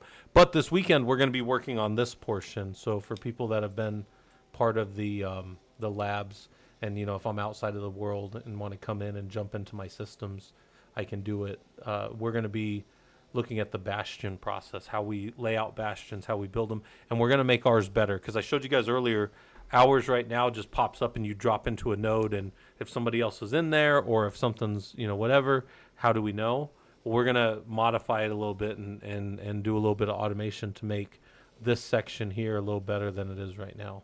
And I'm going to do that with the people that are also learning about bastion. So I'm going to show you guys how to build a bastion, and then we're going to work on making it better. And that's going to be what the lab is for this week if you guys do the security course. All right, anyways. By the way, all that stuff's free in Discord. Don't charge you guys anything for it. It's just us hanging out and doing whatever. All right. So back to the system. Let's go change them back to 14. It's Rocky 14 again. All right. Host name, we see that. Cat Etsy Splat release, we see that. Uname -R, uname -A, uname -M. It's a good one for architecture, that kind of stuff. Hey, thanks for the follow. Not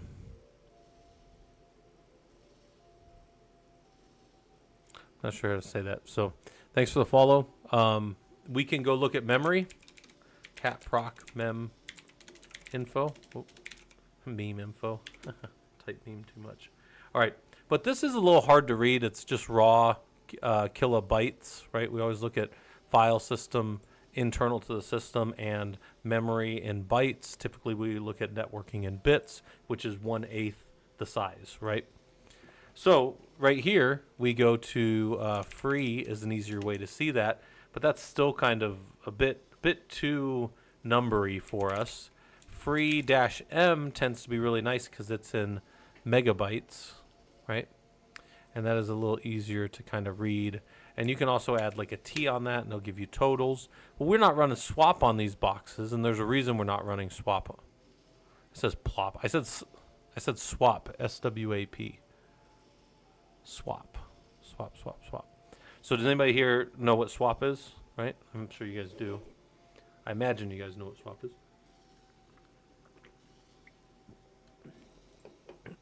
Let's see how my system's doing over here. Keep filling up the damage.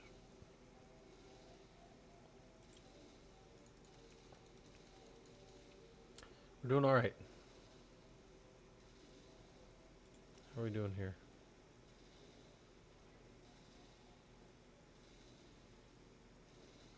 Okay. Anyways, yeah, it keeps saying plop. Yeah, it's memory, but it's being offloaded to a disk. So we really don't want to be running that if we can, because as a general rule, and this is not a hard fast rule, I'm going to give you some big generalities here.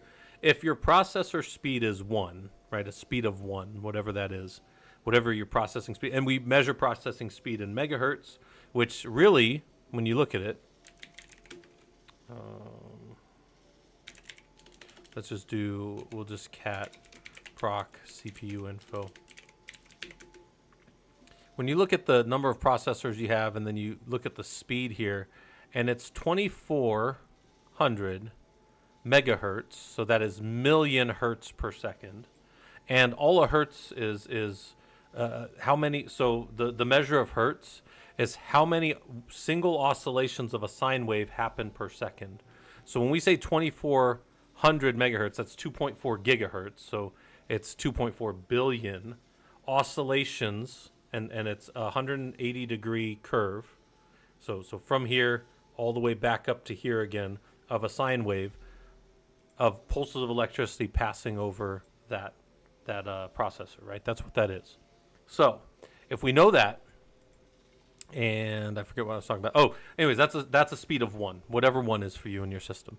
And then your memory is going to have certain sizes and also hertz for speed as well. But as a general rule, your memory is going to be operating at about 1/100th the speed of your processor. Now, there's all kinds of things we can do to change that, right? We can have faster RAM. We can have RAM that is resident local caching, L1, L2, L3 caches close to machines. And we could go spend time on architecture. I've been a hardware I've been a Linux guy, but I've been a hardware guy my whole career too, right? Because I'm always in data centers building stuff. And nowadays because the biggest problem right nowadays in systems is we have our GPUs far from our memory across the bus. But nowadays we're building our GPUs right onto sharing the same memory with our CPUs. That's actually this next architecture that's coming out from Dell. What's the name of that chip? It's that chip. It's got a name. It's a name like Dolly Parton, but it's not it. It's great. Is it Grace Hopper? I think they're called Grace Hoppers. It's some, you know what I'm saying? It's some name, but I can never remember what it is. Grace Hopper, I think, is what it's called. Yeah, it's the Linux file of paging in Windows. Yeah, but anyway, so you know your CPU operates at a 1, whatever 1 is. So now in reference to that, this speed of RAM is about 1/100th. From there, RAM down to disk is about 1/1000th. Your disk is about 1/1000th the speed of your processor. So, you know, you are okay with putting stuff in memory and accessing it because you barely even see that. There is some latency and some costs and stuff across the bus and that kind of stuff. But when you have to start going out to swapping, it is not good. It is not good. And you don't want it on, for sure on databases. You never want it on databases. Although it's funny, Oracle databases still require you to make a swap space. And it has to be, there's like a mathematical, like if you got like a 256 gig box, you have to have at least like 16 gigs of swap space. You never want to use them though. You never want to be writing down there. That's basically it. Yeah, it's the architecture of it, Colchis. Yeah. But I think they're calling it Grace Hopper. Pretty sure that's what it is. I'm supposed to be building a cluster on it here soon. But we'll see. We'll see. You know, I'm back with NOAA, so I work with NOAA all the time now, which is the National Oceanographic Atmospheric Agency, and I'm working on their systems now. But I find myself, I do other work too within my company because my company has, my boss is always getting us all kinds of little side jobs and stuff. I shouldn't call them side jobs. Side quests. Let's call them side quests, where I do the same thing that I normally do, but just for less money. No, I'm just kidding. But it's the same thing I normally do for just like consulting for companies and stuff. So I do a lot of that. Yeah, it's NVIDIA, but NVIDIA is doing it in partnership with Dell. That's actually a partnership they have. So, but you're probably right. That is an NVIDIA thing, but maybe I got the name wrong. Maybe that's the older architecture. But the one that I'm talking about, the one that's coming out, is it's a partnership between Dell and NVIDIA. So, um, so maybe that's the chip they're using on that system or whatever that they're building. But yeah, they work together on it. So, and it is going to the systems are the system. Oh, I'm trying to think of what I can say. There's a place where you can go see how fast systems are, and one of the ones I'm supposed to be working on is supposed to debut at number 1 or 2. So it's going to be up there. But yeah, this is a partnership between Dell and NVIDIA. So if I didn't make that clear, I should have. So I don't think they've announced that name. It doesn't matter. We'll look it up another time. Let's move this over a little bit. I don't even know where all my stuff is anymore. All right, so anyways, so this is what the lab is. I'm not going to walk through all of them because I think you guys have seen me type those commands hundreds of times. And we start to get into like sequencing, and we get into some of the basics of scripting. Again, just the basics of scripting here. And then we look at it more later on in the course and stuff. So, all right. That would be unit 2, right? So that was, how long did I talk about that for? About 2 hours. So I'm kind of going through these slow, and I'm just doing this mainly to let you guys know that there's a place out there. There's a free book. There is a Discord where you guys can go and hang out and talk shop with other engineers and potential engineers and administrators, and maybe you're trying to get in the industry and you're not in there yet, but you want to see how people talk and how they work together on stuff. We got a good amount of, I think, like collaboration and stuff down there with people. So that's kind of stuff you can do. Let's see. Is there a... Hold on. Yeah. Oh, and then there's the assignments. If you want to do the actual labs, people are down there writing. That's people showing up. That's good. You guys are always welcome to do that. Let me link that for you guys if you need it. There's the Discord on the Twitch side. And there it is over on the YouTube side. All right. So anyways, today we're not working too hard because I got to go hang out with the wife for a little bit. But tomorrow we'll do the Linux sysadmin course. We'll be in Unit 4. Or week 4, however you want to think of it. Although technically it's week 5 because I had to take week 2 off. So I give you guys a little extra week to settle. We'll be in week 4, Unit 4. And then we'll be in Unit 4 of the security engineering course. Oh, shoot. I forgot. You guys should, if you were wanting somewhere to go, if you were like, hey, I want to talk more with these guys, in 17 minutes, there's a bunch of them. You could go and hang out in the Discord, and listen to them talk about the security engineering. You could see what the projects were this week. You could see what the stuff's going on with them. Like, let's just be a fly on the wall. There's nothing. I've had people hop in and go, hey, is this free? Is everybody allowed to be here? If you're in anything in our Discord, it's free. I've never charged you guys anything down in Discord. So you guys are, just go sit in the wall. I'm not even going to be there for that. That's the guys running, the guys and gals, I guess, running their own study group about the course. So you could see Treasure normally goes through the lab. I know some of the guys were working on their labs today to be ready to help other people in that. So you can go see what it's like. And I really think, I was telling the wife, the first time I saw, when we were doing this course starting in September last year, and we're doing the security course for the first time now. But last year I remember I had gotten off and I was hanging out with the wife downstairs and I was looking at Discord on my phone because I'm always just checking Discord, see what's going on.